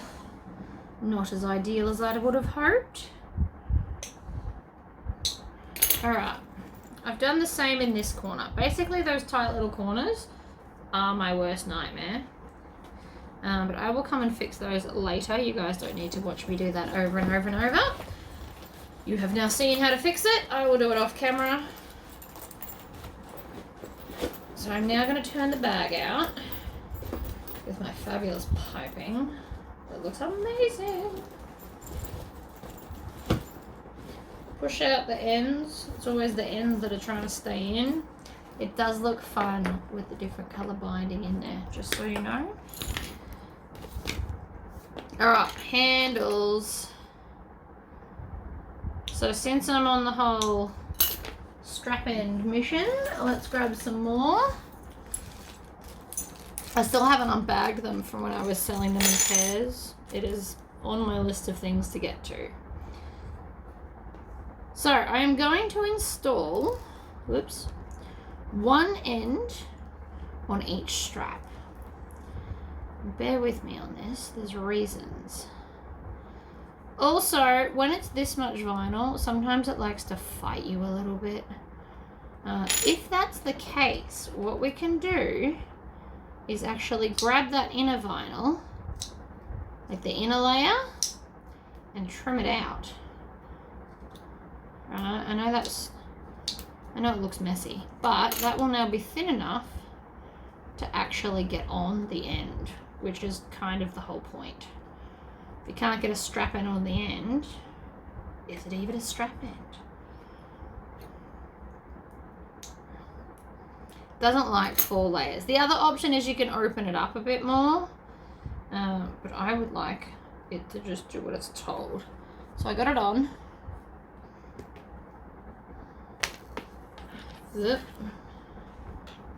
And the reason we're only going to put one end on is because these are smaller strap rectangle connectors. It won't be as easy to thread them through as the larger size. The larger size are usually 26 mil wide, so you get that extra little bit to kind of maneuver your strap end through. But I won't have that option. So there's one, and we're going to do that again. So I'm just going to cut the inner layers. You can do them one at a time because it seems to be easier. 1 and 2, and that way it still will close. And the outer edges look nice. Ooh, see the little rat's nest, bird's nest, whatever nest we're calling that, it needs to go away. So I always just pull on one bit, and then you should be able to maneuver out the mess like that.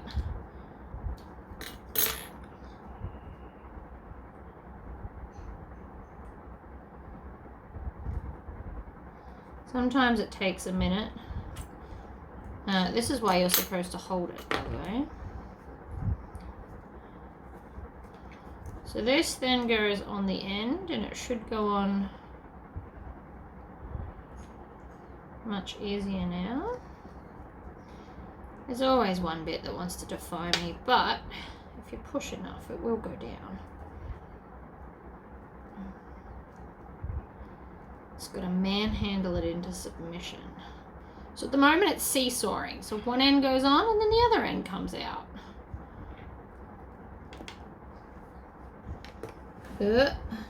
Nearly. Okay, that just wants to roll away. How very rude. Stay in there. Okay. That's still not quite on. You can see there's still a little bit of a gap.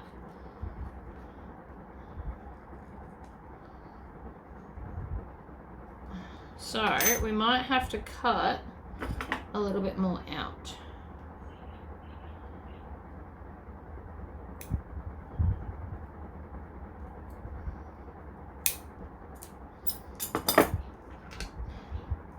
times it just doesn't want to behave. Now, if you're making fabric and vinyl, you just do the 2 layers and then you won't have this problem.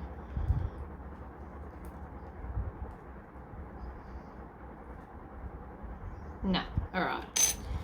I'm going to do that in a minute because it's just wanting to fight me, so I'm going to fight it off camera. I will still do exactly what you're watching me doing, it'll just take an extra minute. So, what we want to do is we want to make sure, like, oh no, it will go through, but still. On the off chance that yours doesn't, for whatever reason, right? We want to thread through the end that will. So we want to go up from the bottom.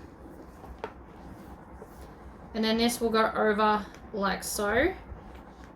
Now, because they are matching pairs, I am going to use my rivet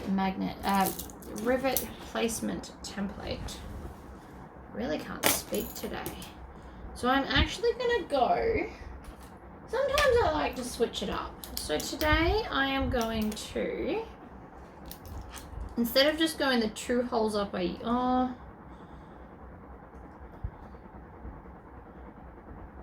going to go 2 holes up from the end of the strap part, and then usually from there I'll go up 5 holes, but I only need to go up 4 because these are skinny. So 1, 2, 3, 4. So they're the 2 holes I'm going to punch. Let's grab the hole punch. 1 and 2. Rivets. Poke it through this one, then bring it around, and then poke it through the other one. And I've deliberately made it a tight squeeze, so it's meant to be quite firm around here. You don't want it too loose, it flops about a little bit. That's not what we're aiming for today.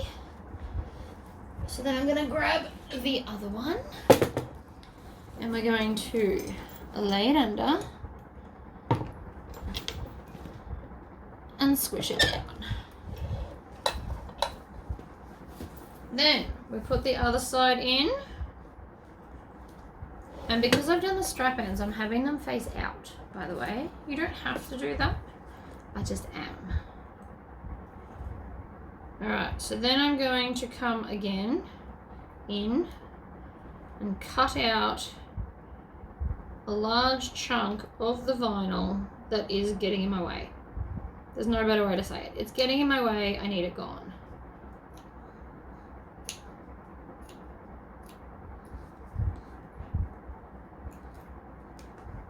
I'm not doing anything overly neat about it. I just need some of the weight from in the center gone. Like that. And so then we want to make sure it's going to match the other side. So you want the not screw side like facing outwards.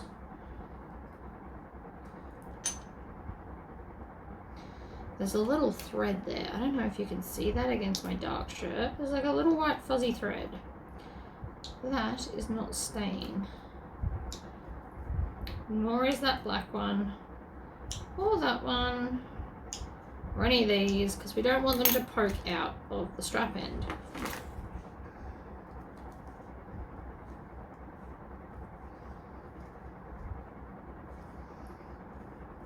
Okay, so again, we need a little bit more. The other option is you can put your scissors in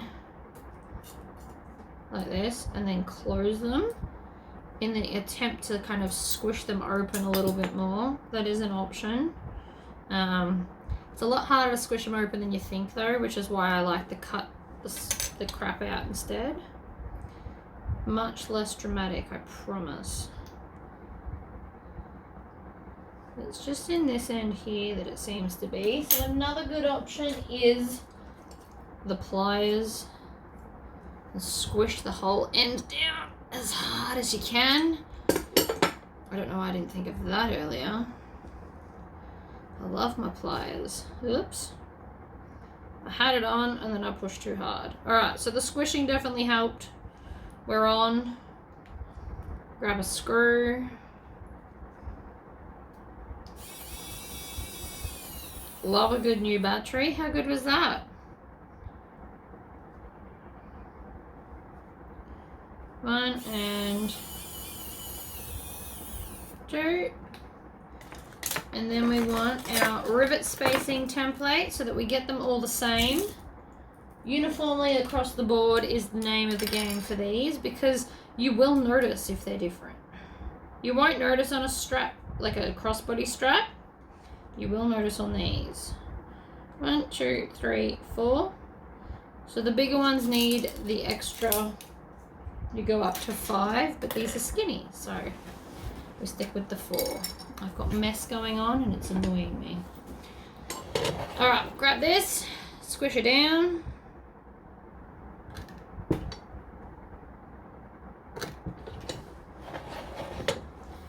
Place it around, if you prefer to do it that way. And then on.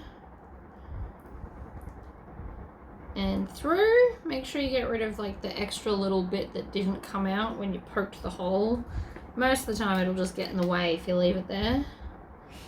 Click the end on. And then we just press it down. And that is one strap on. The other one will be done exactly the same way. We also need to put rivets in our little ends here to hold this up. So again, we're gonna hold it. I might actually turn it this way. It's always easier to work with these off the bench. That's another reason why I want to get one permanently attached. Poke it through, put an end on. I will squish it in a minute. While I've got this one in front of me, swivel it around.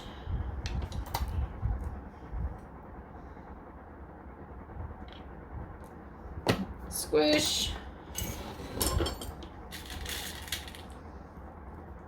So this is both an extra detail and functional because it'll stop it kind of floating around because I did such a long extra bar. The extra bar also raises like the central point of it or whatever so that it won't tip your bag over. So that's what the bag will look like. It will also need a Tory squish. Like it does sit out, it'll just need some help to maintain its shape. It'll need a good violent squishing. But super adorable. Look at that. Love my piping. Very happy about that. I will attach the other one later, but you get the idea. So thank you for watching, and I'll see you in the next video.